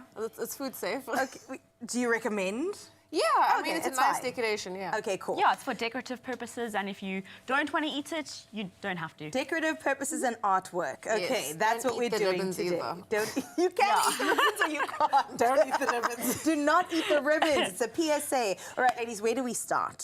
Sorry, you're going to start on yours. So I'm going to start with ribbons, and basically I'm going to be adding 4 ribbons. I'm going to assume that no one knows how to make bows, so I'm going to talk you through it. Yes, please. But essentially, what I like to do to save ribbon is to just work on the actual string that I have, and I'm going to make my first loop, and then bring it around. So you can see, just bring that around, tuck it in, and pull tight. It's not too complex. And then you can basically just adjust to how tight you want the actual bow to be. And then how do you stick it onto the cake? So that's the magic. So I'm going to just trim this a bit shorter. And then because your buttercream ideally is still soft and hasn't gone into the fridge yet, you can simply pop this on the frosting. And it stays? Yeah. And it Oh! So we would recommend prepping your bows first. Yes. And then piping your border and then sticking the bows on in that process. Right. So that your buttercream isn't hard. Yeah, 100%. Exactly. I'm telling you, I would just take the cake like that, like the minimal little bows, make it so cutesy, so demure. I'm here for it. But what else shall we add to the cake? I'm seeing cherries, but I'm wondering if you could add like strawberries maybe? Definitely could. Okay. Cherries obviously they were trending right now, so that is why we've opted for the glitter cherry option. Okay. You can also add them like this though, if you want that. Doesn't it remind you of your childhood? Yes, on absolutely. ice cream? This cake in particular, I think. Yes. Yeah. So the maraschino cherry, always remember to get them with the stalk, because you get with and without. Right. So with the stalk, and then you take them out of the syrup and you dry it on a paper towel or something that will absorb all that extra syrup, because if you don't do that, then you'll have the syrup running down on your cake, which is and not that's a vibe. not cute. No. It's going to ruin what you've done over here. And then your choice of glitter, today we've gone with red. And you just move it around in there. Can get a little bit messy. You see, I like this. This is approachable. This is something I feel like I could do. Tap it off, and then you pop it on to your cake. So pretty. Well, ladies, not that I want to put you to extra work, but you did say you're good at multitasking. So Yes. we do have a voice note that somebody's come through. It is the Culinary Hotline Bling. So, Marissa, what have you got to say? Hi, good morning. I'd like to find out exactly how to make the Swiss buttercream recipe at home. Do you have to use eggs in this recipe? I'm trying to look for a nice smooth buttercream recipe without eggs, so if you could share, that would be great. Thank you. Wow, is this even possible? Can you make a cream without eggs? So I think you would have to do a lot of research into an egg-free buttercream. Okay. Specifically, Swiss meringue, the one that we use, does contain egg white. So the 3 main ingredients is sugar, egg white, and butter. So, and I've never tried to do an eggless one. So I don't exactly have an answer for that, but I think you would have to research and see what works for you. But as far as the Swiss meringue buttercream goes, there is unfortunately egg in that. I mean, it's only 3 ingredients. If you take one away, it's not going to give the same thing. But exactly. Deep dive into the internet, Marissa. Maybe, possibly, we could find something for you. Okay, I'm seeing some letters being written. That's a really thin piping bag. Yeah, so this is our #1, which we use for all of our wording and like the fine detailing on the side. Okay. I'm just practicing off the cake, which I would suggest to anybody if you're going to be putting words on. See your spacing, know how long the word is going to be so that you have an idea of how much space you're going to use on the top of your cake. If you make a mistake with the wording on there, is there a way to erase it? Yes, so I would probably use my offset and scrape it off, or allow it to basically set and then pick it off, like just remove it and smooth out the surface again. Yes, that happens but often. aim to not make mistakes. It does happen often. It's not like we just do it one time and it's And then it's amazing. No, perfect. sometimes it's 2-3 times. So a tip for that, though, if you're going to add wording to the cake, is to set the cake first. So that if you make a mistake on top, then you can easily just take it off. Here's a question. How do you decide what sort of decor goes for a specific occasion? A birthday, a wedding, a baby shower, etc.? I think it's very customer dependent. Okay. So, do I they mean, give you get you like what they the want? die-hard fans who love glitter cherries, and that'll go on their wedding cake, their birthday cake, their baptism cake, or whatever. So they do. You can customize what is on our website in terms of customizing actual cakes. Like we try not do character cakes for baptisms and things and birthdays. So we've kind of created our own style of kids' cakes and things like that. But in terms of what people want, we get the returning customers who always want the same thing all the time. So, I mean, you know, you got a style, you got a vibe, and that's kind of what you go for every time. 100%. And also, you need to have a signature look. I mean, you can't just be everything to everybody. Exactly. But you have to offer something specific. And this is so freaking cute. So I know them as bento cakes, but you were saying they are mini giftable cakes, right? Yes, correct. And what size are these? Because I could eat this on my own. So this is a 10 centimeter, 10 centimeter diameter. It's about 7 centimeters high. And we say between 2 and 4. Okay. You kind of have to have a broad range of how many servings that a cake can serve, because some people love cake and some people just want to nibble. A little bite. So like you say, I mean, I'm like you. I could have that whole thing. Please, thank but yeah, some people even say that they get 6 slices out of this. So it's completely person dependent. Okay. There we're adding your name because we know it's your birthday tomorrow. Stop it. So you I've have got a little birthday getaway cake. this weekend. That's going to be for me, though. Sorry, friends, but it is my birthday after all. Oh, you guys are so lovely. Thank you so much for this. It is the Culinary Hotline. Bling! Ting, ting, ting. You know what? Next time it's all right. Well, we need to get into something so good. If you suffer from allergies, we absolutely have your back. And we want you to live a better life, a better quality life at that. So let's have a look as to how you can do that. Today, we fight back against allergies, and our same trusted partner is in our corner. Now, health coach Meg Lagerway and content creator and long-time allergy sufferer Babalwa Mkakliso now join us in studio to discuss how to manage allergies. It sounds simple, and it can be. How without treatment, your allergies can impact the quality of your life. We know this, and of course, the lifestyle. And maybe some tips, a few little life hacks to help us cope this allergy season. Ladies, I know that you've had a very personal journey, and everyone experiences allergies. I know we've got the broader perspective, but it's very different when it's you, and it gets real, and it's very acute. It can feel really hectic. What has your first-hand experience been like with Telfast in that antihistamine space? So for me, I have always really struggled finding the right medication because I am a big-time sufferer of allergies and hay fever. They usually would peak around spring season, but over the years I've actually realized that they peak before the spring season, and I've struggled finding medication that doesn't really make me drowsy, or I would find medication that offers me relief for like maybe an hour or 2 hours.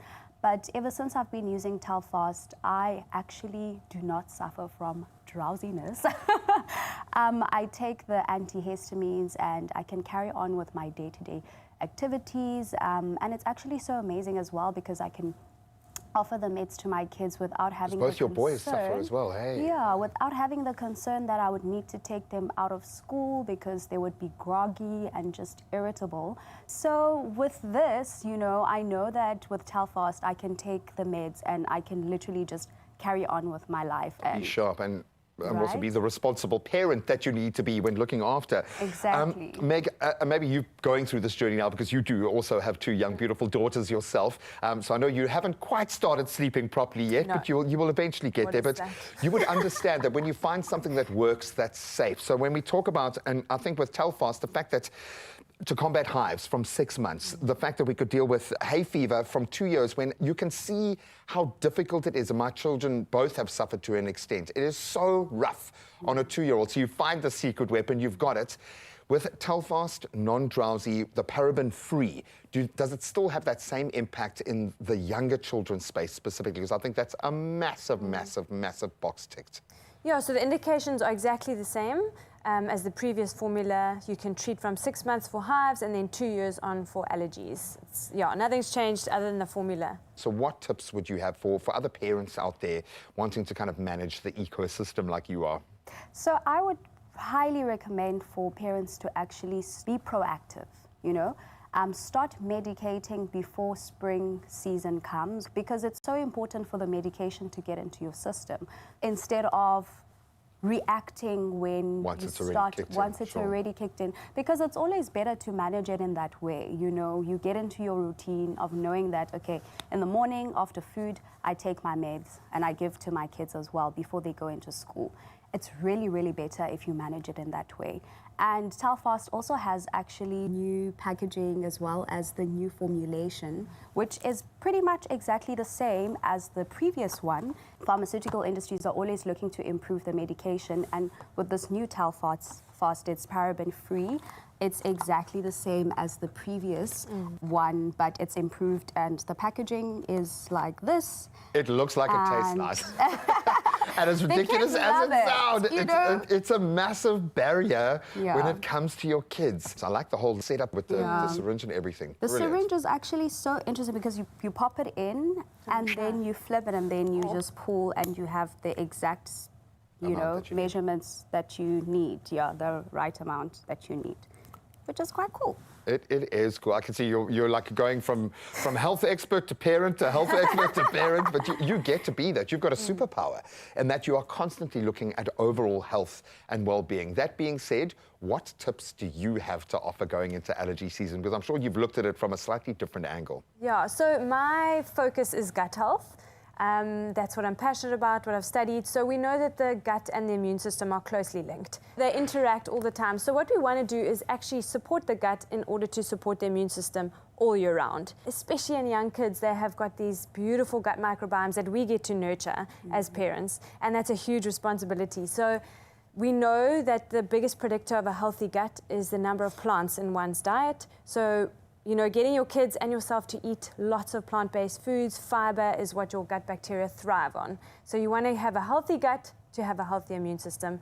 And then we also want to limit things like the overuse of antibiotics, lots of highly processed sugars and foods. All of those things can damage your gut. It's just about nurturing that gut microbiome in order to have a healthy, functioning immune system. I've learned so much through this journey. I think so many people sit stuck in the throes of these allergic reactions, terrible hay fever. However that looks for you, you can take a step back and find treatment. Allergy relief is there for the whole family. Nothing beats Telfast for fast, for non-drowsy, as Babal was pointed out. 24-hour action with Telfast suspension now in a paraben-free formulation. That is massive. Thank you so much, ladies. Allergies getting in the way of your family's best moments? Help them get back to enjoying life's every moment with fast, non-drowsy, 24-hour allergy relief. Unleash their potential with Telfast.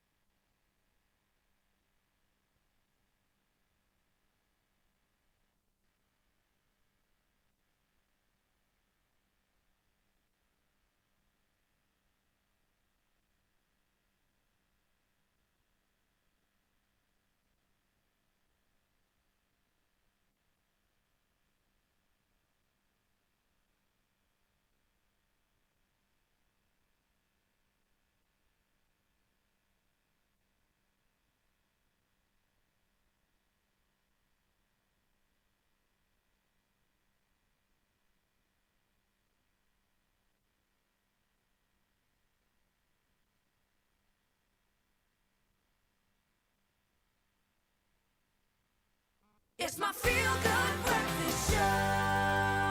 Welcome back, you beauties. You are live with Expresso, and what a day it has been. The only thing we haven't touched on, surfing. So let's complete that circle and we jump into the World Surf League, where Erin Brooks made history in Fiji as the first Canadian to win a championship tour event. Quite surprising to me. And with the WSL Final Fives locked in, focus will shift to the Lexus WSL Finals. While, of course, the junior surfers prepare for those key qualifiers in Buffalo City and Nelson Mandela Bay. And, of course, Bianca van Aert, the WSL Africa Media Manager, joins us to unpack the circuit. I love it. I love how happy you get when I just say the word surfing, and I know we are a surf-mad set here. There are a lot of guys and gals who like to get out in the water. I love it. But we are talking about the tip of the spear surfing right now, and this is where the magic is happening. And for Canada, a massive moment in history. Erin Brooks, it's surprising to me that this is the first Canadian to achieve this kind of honor. What kind of impact will this have in the country, do you think, and on the league as a whole? Well, it's a very interesting story, actually. Texas-born, Hawaii-raised, but her grandfather was born in Montreal. So she actually swapped citizenship about 3 years ago to Canada in order to try and qualify for the Olympics. She didn't make it for the Olympics because of Canada's citizenship backlog. So she's Canadian, I think officially, but she actually couldn't compete in the Olympics as a Canadian. But she got selected as a wild card for the Fiji Pro, which just happened. And as 17 years old, she, as a wild card in a championship tour event, you get pitted against the best. So you immediately surf against the number 1, the number 2 seeded surfers in the event. So she literally had the toughest journey to get there. And she won as a 17-year-old wildcard. That's really big, as a wildcard to win a championship tour event. But as a 17-year-old girl coming up against the best in the world, she surfed against the Olympic silver medalist, Tatiana Weston-Webb, and she beat her. And I think what was really significant about it is this is a moment that kind of defines the generational shift in women's surfing on the championship tour at the moment. This is the changing of the guard. It's the young girls coming in and showing the veterans how it's done. And another thing is she came in as a wild card with none of that pressure of the final 5 on her shoulders. So she was the one out there having the most fun. And I would imagine after the year that she's had to let go of a lot of things and maybe get out of her own way just a little bit, which you often talk about in sport. Is sometimes you've got to find that sweet spot. Well done, young lady. Absolutely cool, because we know what that means for her generation of surfers as well. When we talk about Cloudbreak, why is this such an iconic kind of name within the surf league? Obviously a bit of a break, 7 years, I think, or a bit of a hiatus. What impact does this space have? Similar to the way that they just surfed in Olympics Tahiti. It's a left-hander, it's a barreling wave over a shallow reef, but it's just such a special place. There's just a magic about Taparua Island and Fiji, and everyone always loves going back there. So it was really great to have Fiji back on the tour stop. Conditions were a little bit tricky, dealt with a lot of wind, which made it a bit more difficult. So there weren't as many tube rides on offer, but Erin just did so good, like finding the barrel sections, getting 2 7-point rides in the final to take the win. But shout out also to Gabriel Medina, who is just on fine form once again. Griffin Colapinto just doing really well. And yeah, it was still an exciting event, and now we're heading into the WSL Final 5. So break that down for us. Is there an out-and-out favourite? How are you feeling about the Final 5s and how this is all going to play out? So very quickly, basically it's the top 5 and top 5 women and men that get selected to go compete in a one-day event at Lower Trestles in California. What makes it really interesting is that basically number 5 surfs against number 4, and whoever wins surfs against number 3. So top favourites are definitely going to be number 1, Caitlin Simmers and John Florence, who are basically they only have to surf 2 heats to be able to win the title. Wow. But Caitlin, I think, is in a really good spot because, she's one of those young generation surfers coming up. She's absolutely wowing everyone with her talent, and she is just doing it so humbly and grounded. She's got the momentum. She's so young, but she's from California, so it's home break. She's got that advantage.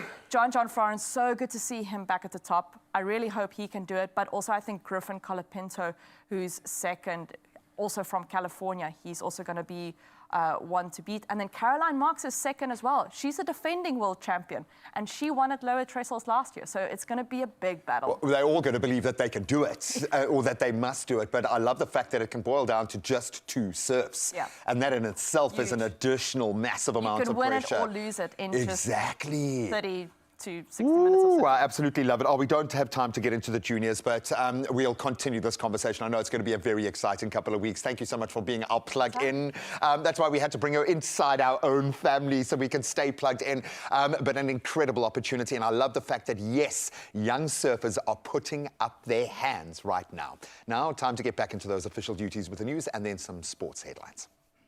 8 a.m. on the button. Let's take a look at your news. Now, the Special Investigating Unit, the SIU, is investigating the misuse of over 190 billion rand in taxpayer funds across various government departments and state-owned entities, including the National Treasury.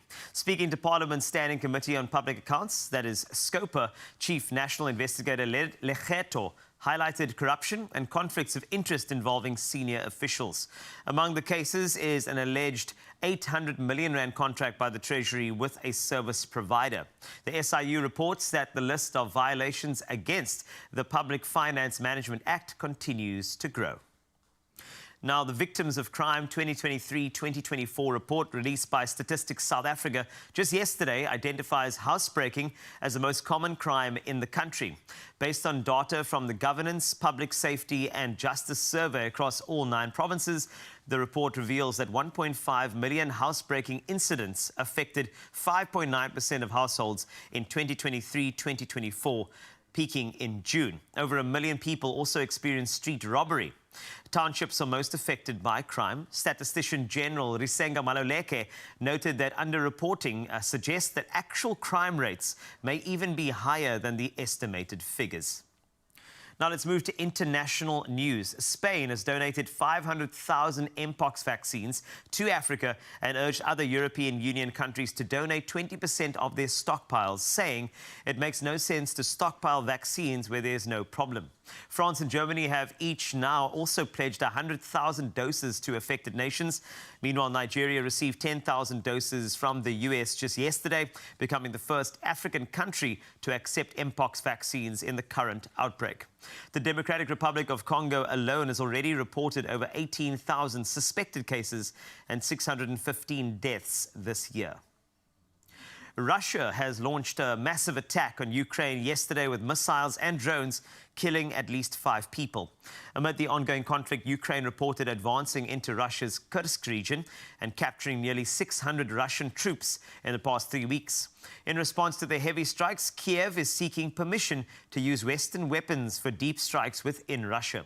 President Zelensky confirmed that Ukraine has employed Western-supplied F-16 fighter jets and successfully tested a domestically produced ballistic missile to counter the attacks.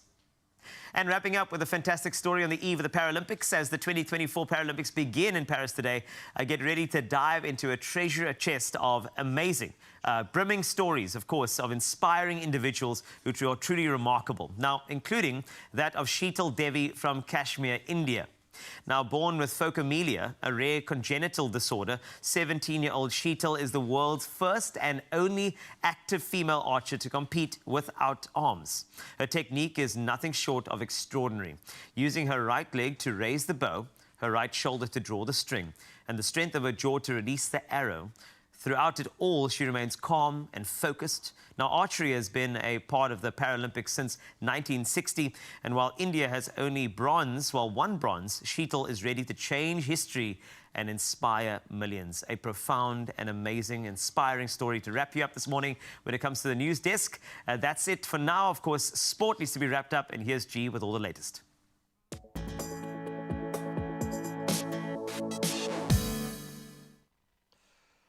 Oh, thank you so much, Carl. After that beautiful story, I wish I had a more positive start to our sports bulletin, but let's get it out of the way. Nicholas Puran's explosive batting and Romario Shepherd's sharp bowling powered the West Indies to an emphatic 8-wicket triumph over the Proteas yet again, now clinching a 3-0 series sweep. So chasing a revised target of 116 in 13 overs, the Windies, they reached 116 for 2 in just 9.2. They were on fire, sealing the victory at the Brian Lara Academy in Trinidad. Brian would have absolutely loved that. Now we head to Europe, where Harry Kane has won the Golden Shoe Award. And for the first time, believe it or not, so the Bayern Munich and English striker Harry Kane was awarded the Golden Shoe yesterday in Munich, recognizing him as Europe's top scorer with 36 goals in the previous Bundesliga season. So despite being a three-time top Premier League scorer, this is surprisingly Kane's first Golden Shoe. However, his debut season at Bayern ended without any team silverware, surprisingly again, and that's a first for the club since 2012. I'm sure they'll be working hard to rectify that next year or this season. Now let's turn to the US Open, and once again, heartbreak for Stefanos Tsitsipas. His struggles at the US Open persisted as he was knocked out in the first round by Australia's Thanasi Kokkinakis, losing 7-6 on the tiebreak, 4-6, 6-3 and 7-5. Tsitsipas, who has never advanced beyond the third round at Flushing Meadows, in fact, battled through nearly 4 hours, but did appear hampered by an abdominal issue. And for Kokkinakis, the victory now marks his first win at the US Open since 2019. And looking good for the big server there. Now let's turn to motorsport and a changing of the guard as Williams Racing has replaced American driver Logan Sargent with Argentina's Franco Colapinto for the remainder of this Formula One season. So Sargent, who ranked 20th out of 21 drivers, failed to secure a top 10 finish in 14 races this season. Colapinto will partner now with Alex Albon for the final 9 races, starting with the iconic Italian Grand Prix. What a way to kick off your tenure. But that's where we leave our sport for now. I just want to wish our juniors all the best of luck. We know that the top 5s in both the men's and the women's doing battle at the pinnacle of the World Surf League, but we head to Buffalo City and Nelson Mandela Bay for a massive qualifier for our pro juniors, and this is an opportunity for them to put their hands up. So please, if you can, get out there. Not that it's going to be much of a trial to get out there and sit on a beach and watch the best surfing you can find, but go and support these youngsters, and all the best of luck. Look forward to interviewing you soon. But that's where we leave our sport for now. Let's get into the traffic.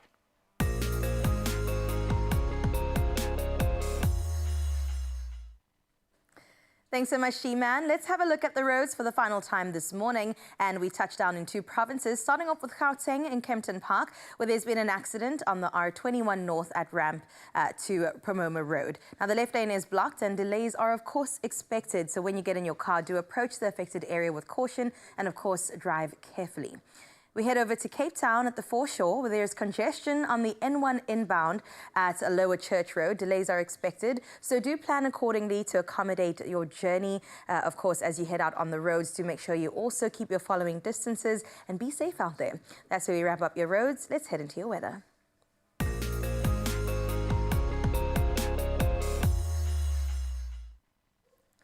The South African Weather Service has issued multiple warnings for today. A yellow level 2 warning for disruptive snow, leading to icy roads and short-term closures of non-major passes is expected over most mountainous parts of the Cape Winelands. Now, the second cold front affecting the western, northern and eastern provinces will pass through this morning, bringing extremely cold weather. An orange level 6 warning, or more warnings rather, are in place for damaging wind and waves between Cape Agulhas and Port Edward for interior winds over the southwestern Eastern Cape. A yellow level 2 warning for damaging waves has been issued between Port Edward and Durban for damaging wind over parts of the northern, western and eastern Cape. And lastly, extremely high fire danger conditions are expected over parts of the northwest, KZN as well as Limpopo. Quite a mouthful there, and I hope that you will all keep safe. For now, though, let's change things up and give you something beautiful to look at. Here is Nicholas from Sonskens Valley with a beautiful morning view. I'm telling you, today has just been something else on this Wednesday. The sun is peaking in some areas across the rest of the country, and Nicholas definitely captured this so incredibly beautifully. Thank you for sharing your morning view with us, and you can continue doing so on 0634088863. For now, let's have a final look at your temperatures for what you can expect for the rest of your Wednesday.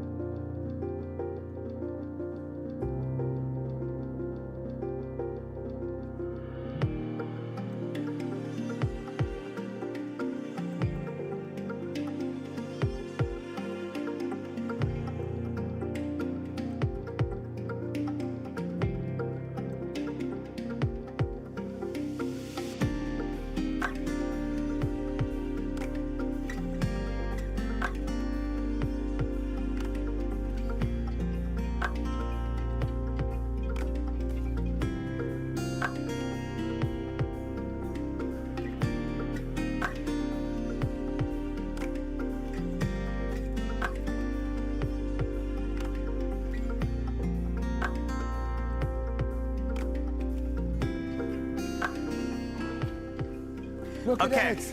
Another Come one. Now, on. earlier, Edwin had more of the obviously sun rays. But there's only 2 rays over here. But still, this... And it's shining on me. It does manage to raise the bar with regard to sunrise picture. I mean, look at that. It's a panoramic view as well. You can see this is a 0.6. But this is very good. Very good. Very good. I want to see where we... Who the wins other today? side. I don't Come know. I on, feel no, like we Edwin? win. We win Okay, today. then we win. Okay. We are the one. No, we don't win today. Well, we might still win today, in Yes, fact. please. But you might win as well. In fact, all of us could win because since Ituba became the official operator of the National Lottery in 2015, the National Lottery keeps creating winners with over 29 billion rand in total payouts. And the next big winner could be us, Carl. It could be, but also you, don't Probably worry, you, it's also probably you. you. Now, if you want to know what's at stake, you can play Lotto, Lotto Plus 1 and Lotto Plus 2 for 60 million rand in total estimated jackpots. That's this Wednesday. When I say this Wednesday, that actually mean like today. Like right now, in the next 5 minutes, go and do it. You can buy your tickets in store with a smile like that. It must be beautiful like that. On the National Lottery online, you can still smile if you want. The mobile app, or you can go onto your cell phone banking app. They'll probably have a little drop down, or dial *120 *7529# right now on your phone for USSD. So if you missed out on all of those details, don't worry, the Expresso social media team, they have been charged to get all of that onto the platforms for you to go and take a look, and then make sure to get yourself in the running to win your share of 60 million rand in total estimated Lotto, Lotto Plus 1 and Lotto Plus 2 jackpots today, and play right now. Don't forget to panda push up play. Good luck. And let me tell you, we are winning right here in the kitchen. Sorry, I just knocked you there, Laura. Are you good? Okay, we have a beautiful cake that these 2 wonderful ladies have created for me. Let's see if I can use my Oh, I really poked it. My birthday clause to show you. Look, happy birthday, Carissa. 29th of August. Remember, it happens every year, okay? Don't forget. So we're going to enjoy this tomorrow, and there's still so much that's going to come up on your Feel Good Breakfast show for you to enjoy. I've got the latest on entertainment news, and then we also have a Francois van Coke who's got another performance for us. Woo! Can't wait to get into it. And the dad over there with a 2-week-old that's probably hasn't had a lot of sleep. In fact, I'll make him a cup of coffee in the meantime. You make your last cup for today, and then we'll get into some goodness. We'll see you after this. There are stories of dreamers, and we're inspired by them all. We invite you to write your story with us. Your story matters. ABSA.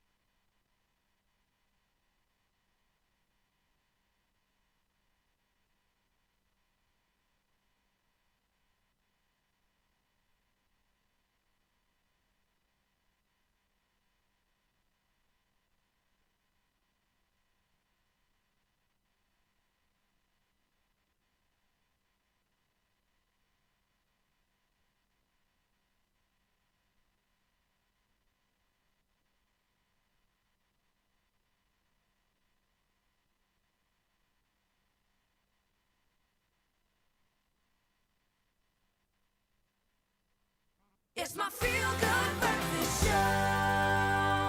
Welcome back to your Feel Good Breakfast Show. It is Expresso on S3, and we're going to delve into the world of entertainment news because I have the latest, and it's just my favorite thing to talk about. Celebrities. Can we just say you look gorgeous, by the way? Do I look like a celebrity? Your hair is beautiful. Please, can you show the people? Give us a twirl, please. You have to turn on the chair. So, there we go. Look at that. You look gorgeous. Absolutely Thank you. gorgeous. Thank you. Round of Thank you, applause. guys. They can stay. They can stay. We've earned All it. right, let's get Birthday into some Eve. entertainment news because now I'm getting shy. Okay, break let's it down. Reflect, deflect, and talk about Chico Twala, somebody that's been in the industry for years now, and he continues to just do the absolute most. So the recent deal is that he's really struck lucky when it comes to the US and South Africa. Right. Basically, in the music industry since 1982, he's done things like music produce and just done the most. And right now, he's struck a beautiful deal between South Africa and America to bring our artists over on that side and create a pipeline between the two spaces. Now, this is the first time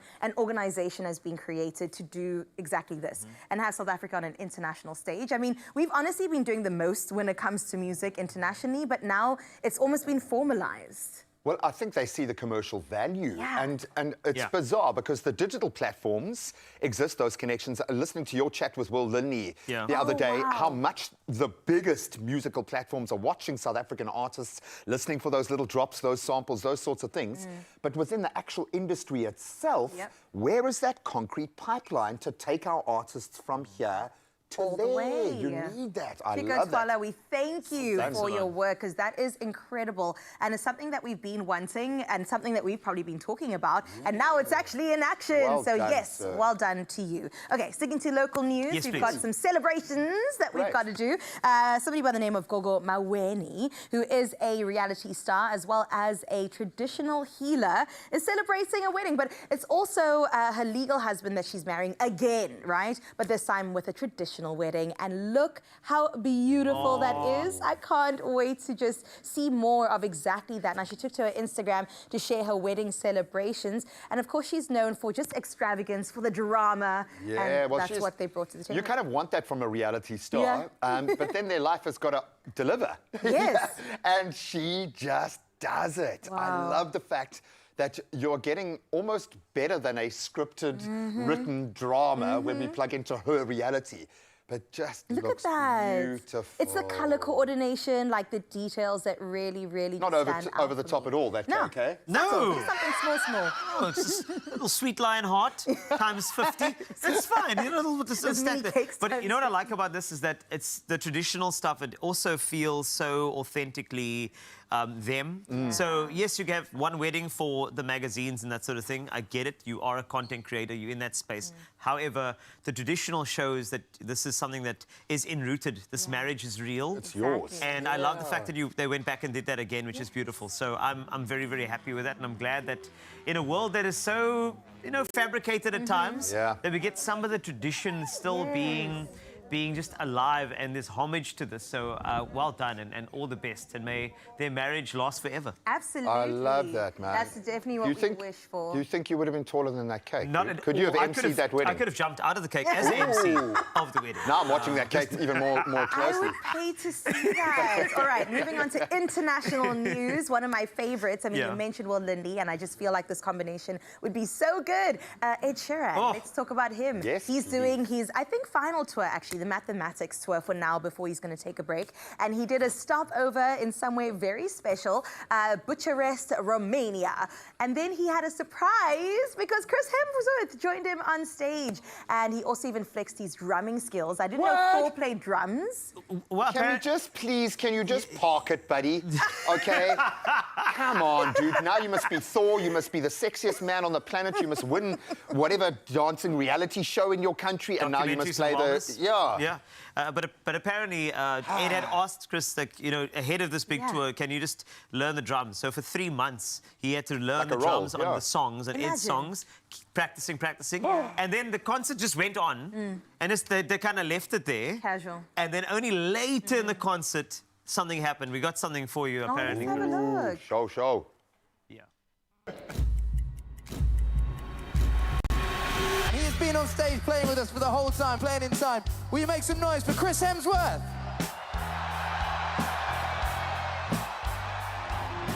Baby,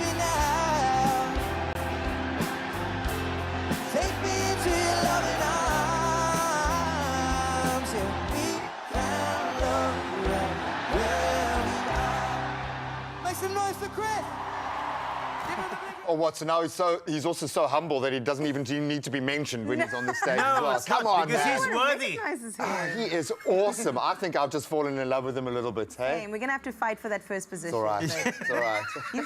He really looks good, so casually as well.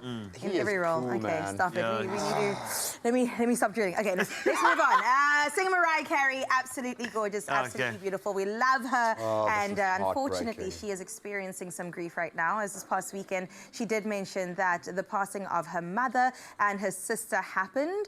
Now, she's had quite a tumultuous relationship with her family, but I mean, the passing of somebody that has birthed you and somebody that you grew up alongside would always impact you in any sort of way. And I wish her all the best and definitely sending her some love in this time. Oh, absolutely gut-wrenchingly painful, but I think she handled the process with absolute class because, I mean, she has one of the biggest legions of fans in the world. So hopefully she's getting the outpouring of support that she needs and people aren't going back into all the dirt, but rather focus on what she represents. But heartbreaking stuff. Yeah, well, that's where we leave your entertainment news for today. A dip of the local, a dip of the international, definitely a lot of Chris Hemsworth. And now we're going to move into somebody that maybe actually could be his doppelganger. Absolutely. You're talking about Richard now. Richard? Yeah, definitely. Richard's definitely a doppelganger to Chris Hemsworth. Oh, Richard is joined on stage by Francois van Coke, by the way. Richie! Die volgende ene is a song met die naam Dagdrome in Suburbia. We'll be playing this live on the 4th of October with our good friends Spoegwolf and my band Die Gevaar that Richard is a part of. Get your tickets at ticketmaster.co.za or just visit my social media. You'll find it.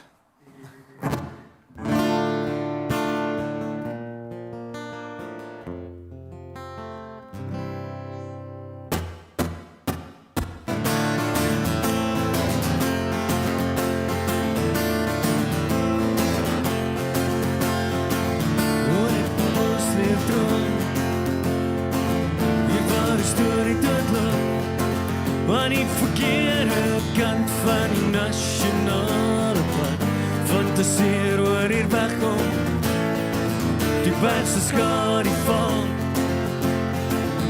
Vier parkie brand Slaap veilig achter slot en grendel Moedeloos is hangover Dagdrome in Suburbia Ek het jou gesien Ek hou nog my oor Ek hou nog my oor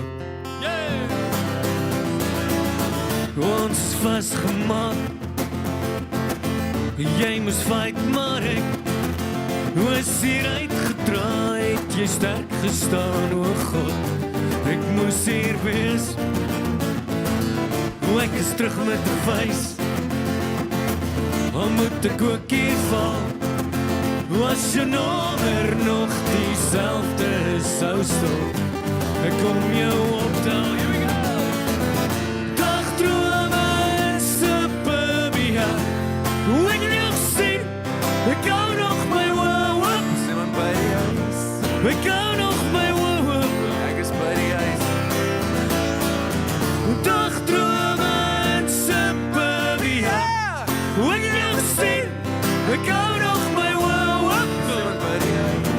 Ek hou nog my woop Ek is by die huis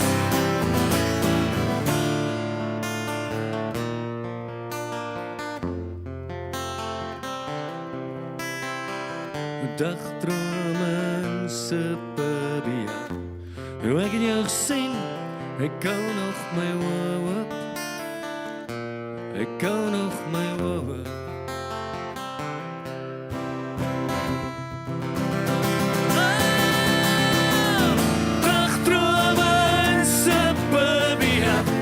Ek het jou gesien, ek hou nog my woop Simon by die huis Ek hou nog my woop Ek is by die huis Dagdrome in Suburbia Ek het jou gesien, ek hou nog my woop Simon by die huis Ek hou nog my woop Ek is by die huis Sien julle daar, 4 Oktober, Sunbet Arena in Pretoria.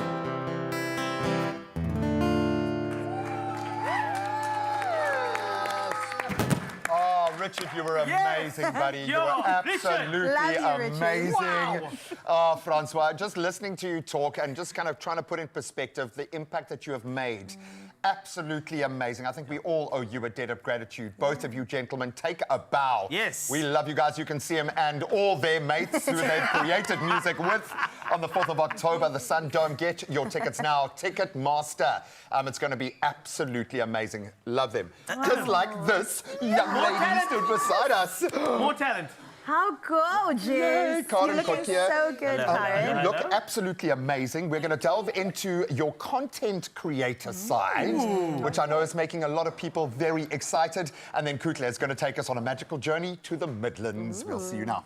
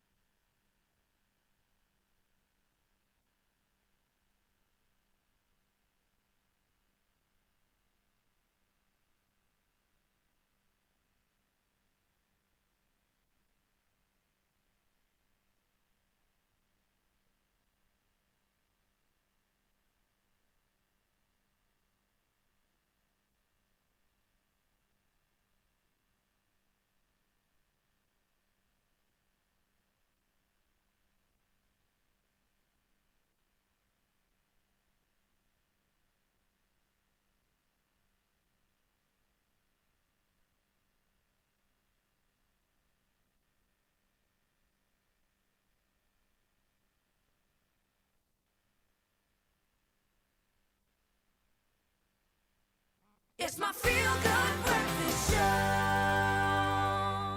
Welcome back. You know how much we missed you, and now we are here. That's fantastic. Ready to twirl our way into the next interview, which is wonderful. As you can see, behind the scenes is very exciting here on your Feel Good Breakfast Show. Lots of characters here, but characters on the couch as well. Now, joining us right now is the one and only Karen Coke. She is an all-round superwoman, singer, songwriter, producer, motivational speaker, content creator, all-round lekker person. And she joins us as we are about to close off this Women's Month, but this time to find out about a different side to Karen that you perhaps haven't seen, or maybe you have, content creator.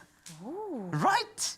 Content creator. Hello, Karen. Hello, Karen. Thank you for being here. Thank you for having me. Okay, before we even touch on the TikToks and the content creation, I just want to take a moment to say you are such an incredible woman. And I'm so glad that, you know, certain women get given platforms. Some deserve, some don't deserve, but you deserve this platform that you've been given on because of the message that you've been putting out and the positive impact that you've been making. But that, of course, doesn't come without so many challenges that have happened too throughout your life. So I'm really curious as to what chapter you're living right now, where you're at right now, being the strong woman that you are.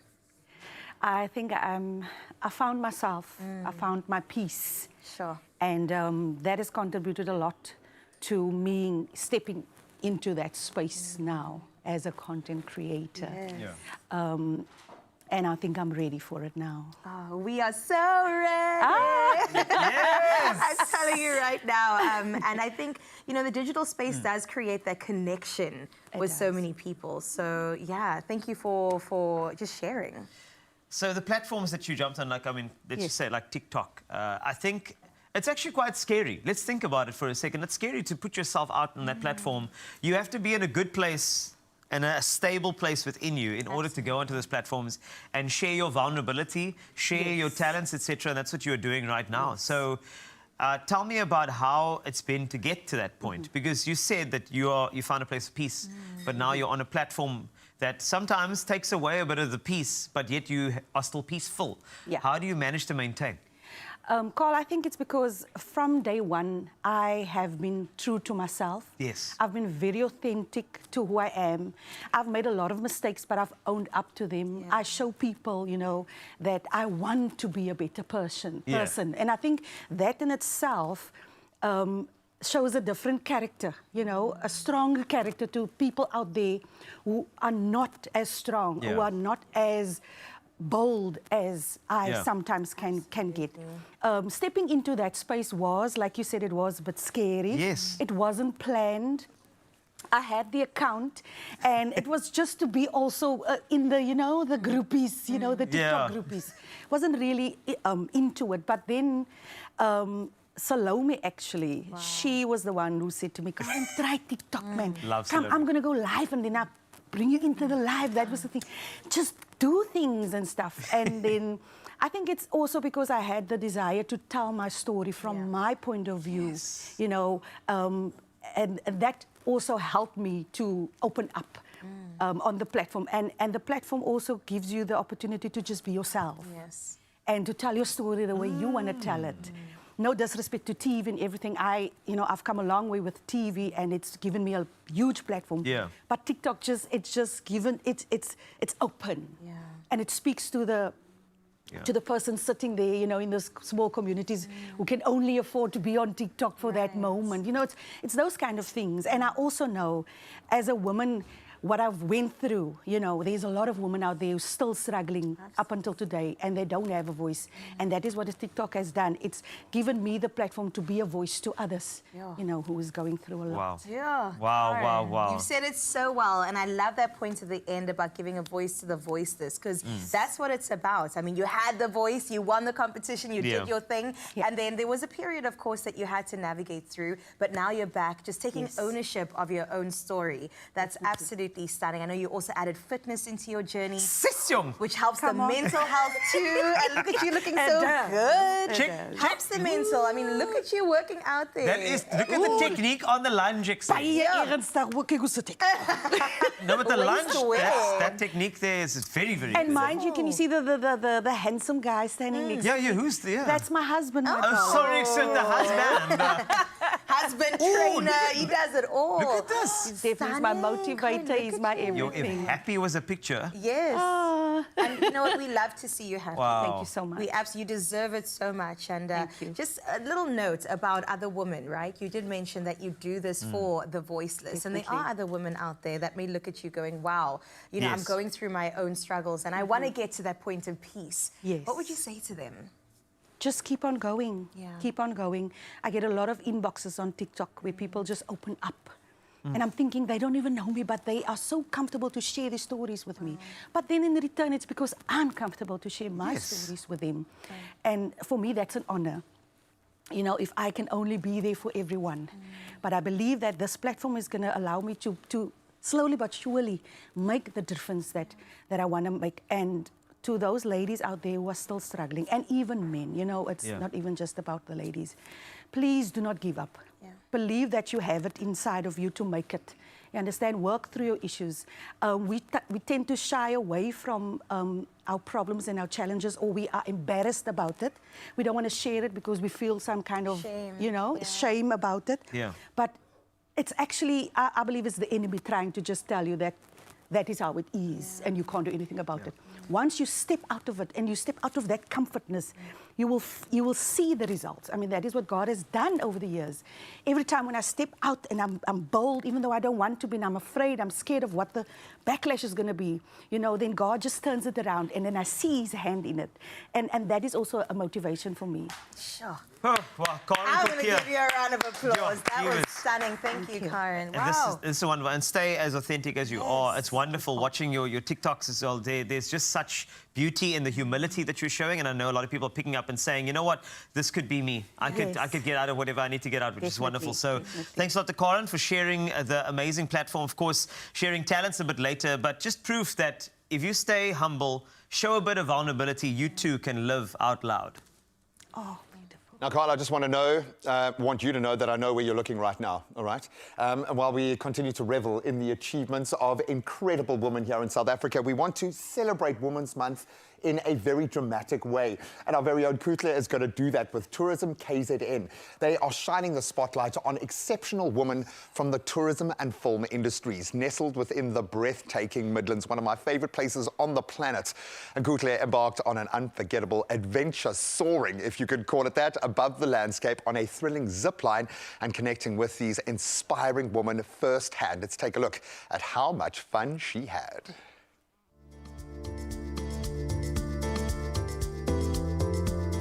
I cannot contain my excitement okanye mandithi in-nerves because namhlanje we are soaring above KwaZulu-Natal. Now this incredible region is known for its lush greenery and landscapes, rolling hills, sweeping vistas, and is known for its enchanting, charming villages. I cannot wait to continue sharing the beautiful views with you. We are ziplining down 10 ziplines namhlanje, the longest being 200 meters. If I said I wasn't nervous, I would be lying. I'm not afraid of heights, but there's always that voice at the back of your head that's like, Kuhle, into lento yenzayo, kude kunekhaya. What if? But you just overcome the fear and you embrace this opportunity. I feel so chuffed. I feel on top of the world. That was exhilarating. The activity is the best way to bond with your family, your friends, your partner, even with colleagues. The tourism and film industry thrive when women are given the platform to lead, create, and inspire. Their contributions are essential to the industry's evolution and success. You are a key player. You own your own festival. Yes, I do. Please tell us more about that. My festival is called the Ilembe Shorts Indie Film Festival. It's a festival that was started this year in 2024. It's based in the Ilembe district that's within the north of KZN. We're showcasing short films that are locally produced by our cast, our crew. We give our people the platform to get there and talk about their stories, their experiences, and just how to source local crew and get funding and all of that. So we just give the people the information that some of them find it hard to get. And how would you say the KZN Film and Tourism Authority has assisted you in your growth in the industry? I started with them. I did my script writing with KZN Tourism and Film Authority.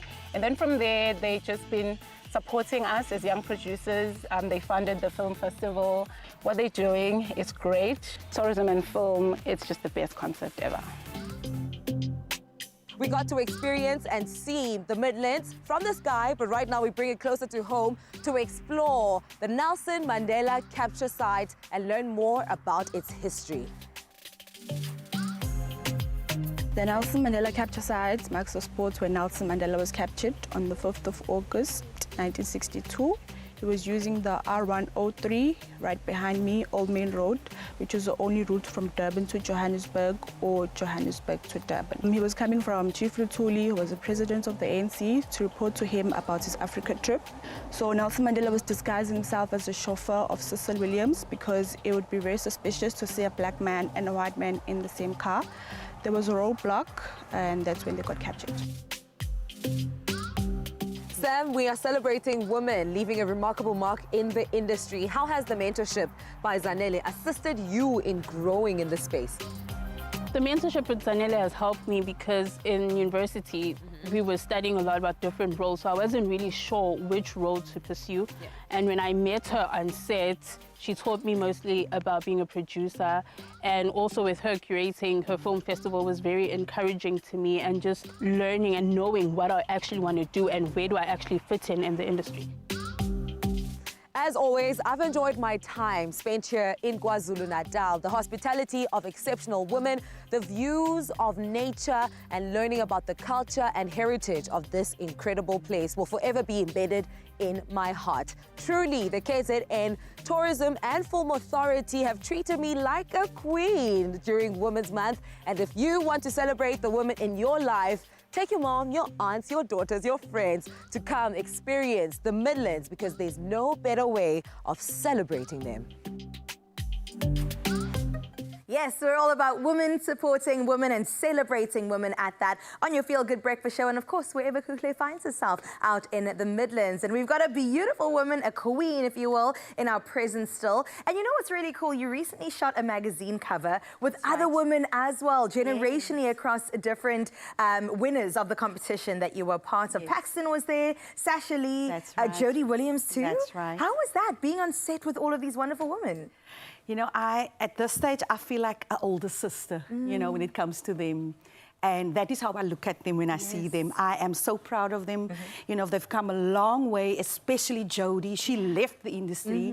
She's now back, and, you know, it makes my heart feel proud of the girls, and I can just support them. Oh, I love that. That is what we're here for. Like I said, women supporting women. Speaking about women, Karen, I have to ask you the question, why do you think that women just make the world so much better? I think it's because we are lovable beings. You know, God has put us on this earth to be a helper to our mates, to our partners. And in that in itself, you know, helping, it means a lot of things. You know, we are mothers, we are sisters, we are girlfriends, we are wives. There's a lot that comes with a woman. Right. And I believe there's a place for each and every one of us in this world. The other day I did an interview and the lady asked me, but why is it that men find that women are competing against them? Right. I believe it's not about competing. It's about you uplifting yourself and showing that, you know, I can also become something. I can also be successful in what I do.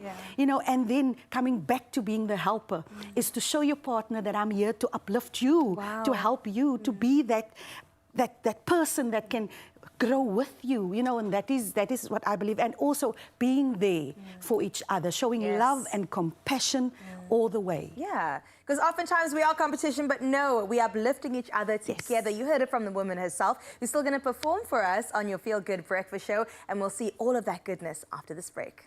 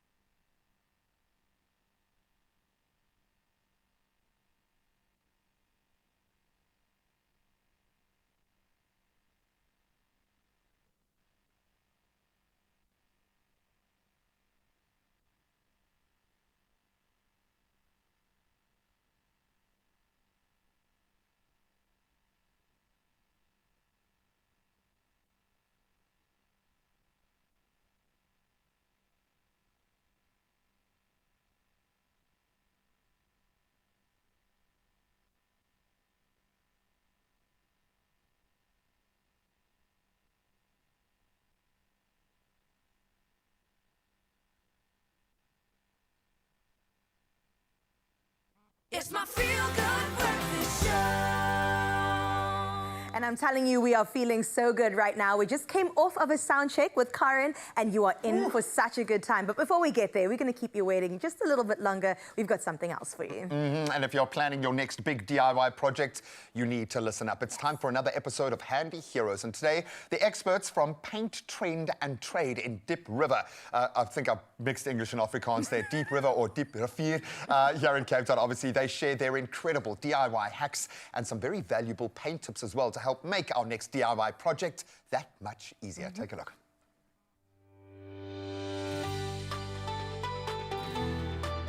Powered by Plascon, today's handy heroes come from Paint, Trend and Trade in Diep River, Cape Town. The store's been around for 12 years. It's a family-owned store. The staff is community-based, which means they understand the unique local needs of our customers in surrounding areas. We've built great relationships, not only with the contractors, but also with the homeowners over the years that we've been here.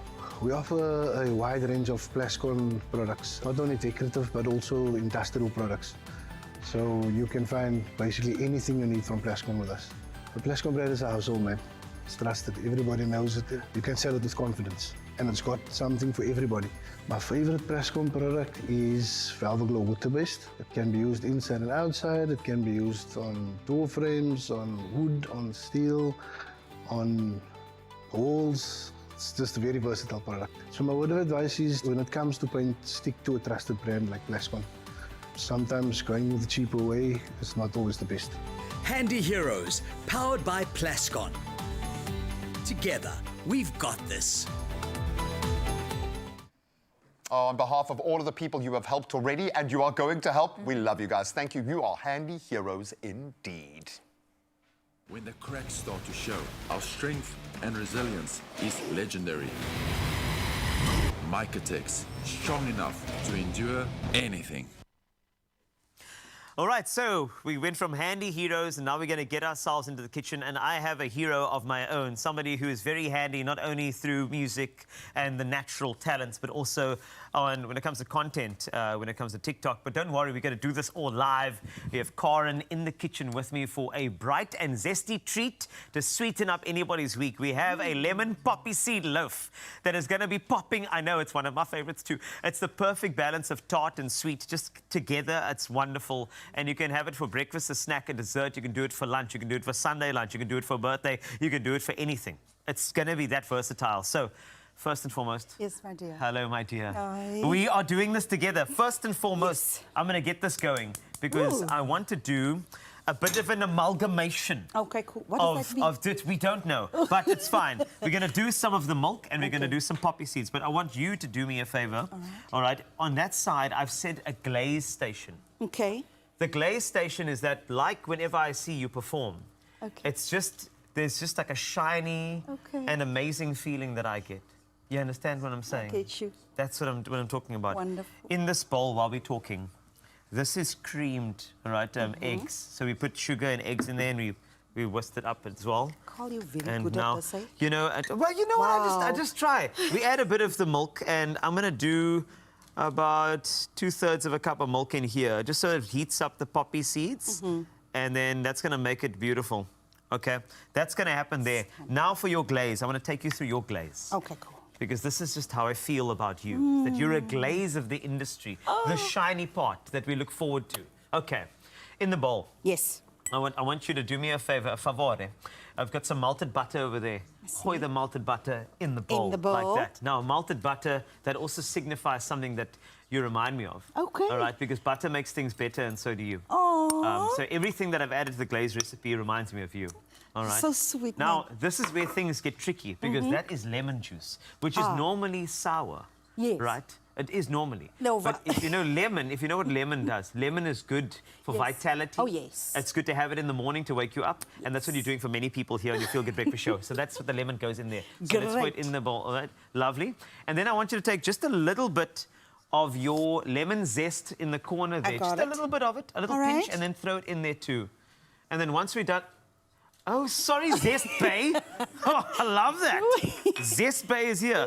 I'm putting my poppy seeds into my warm milk on this side. And while you do that, I want you to take this, all right? Yes. I want you to do just a couple of tablespoons, and I want you to whip it until you get to a fairly runny consistency. So you're going to have to do tablespoon by tablespoon, but you have to kind of whip through. And while you're doing that, I need to let you know, if you're tired of milk, right, going bad too soon, do not worry. You switch to Clover's 1 liter long life fresh milk. It stays fresher for longer, so you can enjoy its creamy taste without actually worrying about spoilage. A smart choice for any household. And remember, money saver. Let's think about this. Also, Clover fresh milk, the one I'm using for my poppies over here that are doing the most. While I do that, you get this. Fantastic. It's not just a beverage. It's actually a staple in every kitchen. With its consistent quality, you can trust that your baked goods will turn out perfectly every single time. Now, once that's done, what I'm looking for there is what I did earlier, which is just something like this. It's going to be added to my mix over here. So what I've also got here, I've got some vanilla essence goes in here. We're going to do some yogurt. Plain yogurt, don't worry about it. Plain is good enough. Nice. Touch of lemon juice we're going to throw in there. Let me see how the glaze is looking. Keep on going. All right. You keep on going there, all right? I've also got a bit of oil that I'm going to add to that too. And then I'm going to do a little bit of zest, and we're going to whip that all together. And we're going to add... How do you manage to speak while you're busy cooking? I can't, eh? Can you not? I go into my... Oh, do you go into a zone? Oh, well, for me, I think it's just about I'm trying to just explain the way I can, just a little bit more about what I'm doing. So as I'm doing that, I'm pouring in some flour. Remember the flour that we got here? We already added our baking powder, a bit of bicarb as well to get to that batter that we need. And we know in this kitchen, we love a good batter in this kitchen. We love a perfect batter in this kitchen. Let's not forget that. We do. We love a perfect batter. If the batter's not good, people get very offended here. Just to let the kitchen team know, we love good batter. Lovely. Am I missing something? Yes, you are. So inside thing, there was once a pancake challenge. Okay. My batter was so runny, honestly, I thought it was going to compete in the Olympics. That's it. So, at least now... there you go. Hi, batter. Yes. Oh, boy. Because sometimes you just need to trust yourself to make a better batter. Yes, yes. Now, we've got... So I'm being cheeky, but I like it. So what we're going to do here, we've already got a greased baking pan, and we're going to get this in here, and this is what... And that's all we need. That's all we need. It's going to go in there. It is stunning, eh? I love this. I love this, okay? This is fantastic. I know. This is very good. Now, usually what I would do normally, right? I like a layer like that at the bottom. Yes. Okay? And then what I want to do is here, for the last little bit... How's the glaze? The glaze is stunning. Okay. The glaze is stunning. I want to add my poppy seeds over here at the end because I like to do it a bit differently. Because I want to make sure like it's a layered effect here. Sometimes you can do it all the way through, but I like a bit of layering so that the bottom has got something fantastic. Yes. Okay, because what I'm going to do, just watch this. It's almost like, okay, for this, what I'm going to do here, it's almost like I'm going to pour this over and then I'll stop it. And you see, now we've got a layer of our normal batter at the bottom and our poppy seed on top. Now, the kitchen team wanted to do something where I mixed the poppy seeds in from the beginning. Okay. But based on my batter passed with them, I'm changing the recipe. That's what I'm saying. I'm with you on that That's correct. Look at this. Oh, stunning. So now, remember when it bakes, you're going to have like a half poppy seed and then half normal at the bottom. Lovely. Because sometimes a bit of half and half. Stunning. You know what I'm also going to do? Yeah. I'm going to add a little bit of zest on top of that because I can. And that's what I'm talking about. Let me see your glaze. How's the glaze? Ooh, we're going to hoist some more in this. More of that in there. More, okay, Karen, more. And now we're good to go. Now, Karen. There we go. You see. That's what I'm talking about. Glaze done. This is done. This is going to be fantastic. So, remember, head on over to expressoshow.com for the full recipe and add a burst of zest to everything that you do. Use the right ingredients. And who knows, your baking could also be popping. Yeah. Yeah.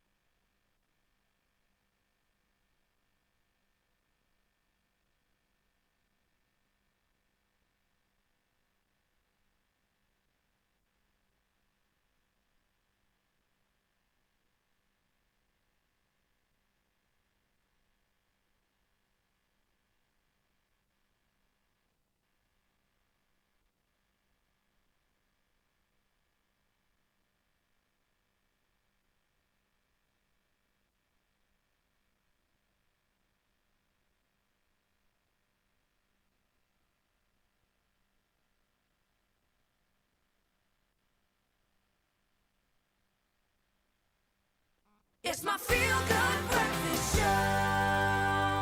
It's the last few moments of your Feel Good Breakfast Show. I've got a reminder to you to play Lotto, Lotto Plus 1 and Lotto Plus 2 for 68 million rand in total estimated jackpots this Wednesday. Now, there's so many ways you could buy your tickets. I'm going to give you a couple. You could go in-store on the nationallottery.co.za website, on the mobile app, on cell phone banking, or just simply dial *120 *7529# for all USSD. These details, of course, can be found on our Expresso social pages. Go and check them out as we check out this incredible performance by the wonderful Karen Kurtier. It's all about living out loud.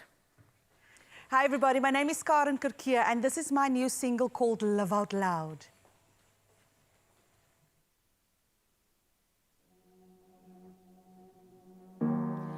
I know how it feels to think you'll never be free,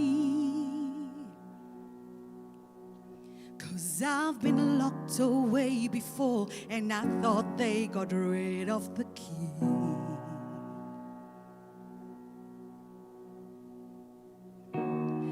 I know it gets dark and you struggle to see,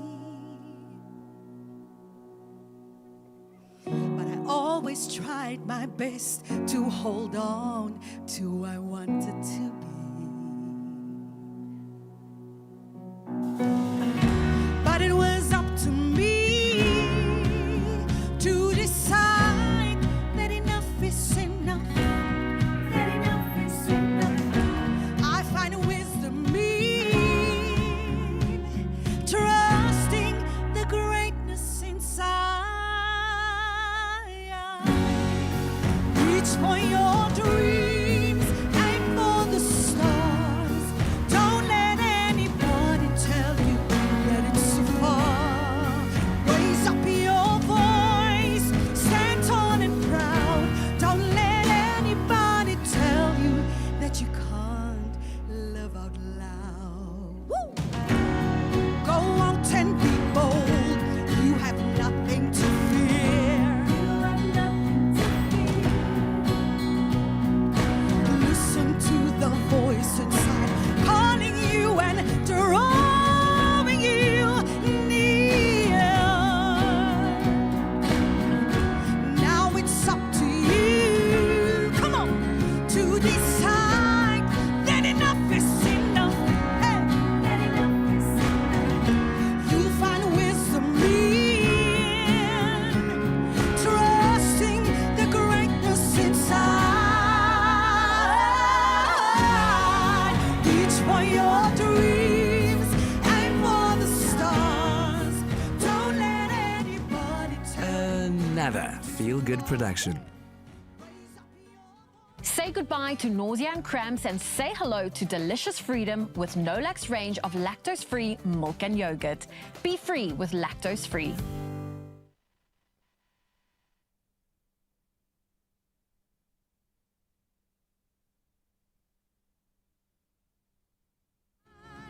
But I know that you'll succeed if you hold on. Be strong, look to the light. My baby. Wait for your dreams, I follow stars. Don't let anybody tell you that it's too far. Raise up your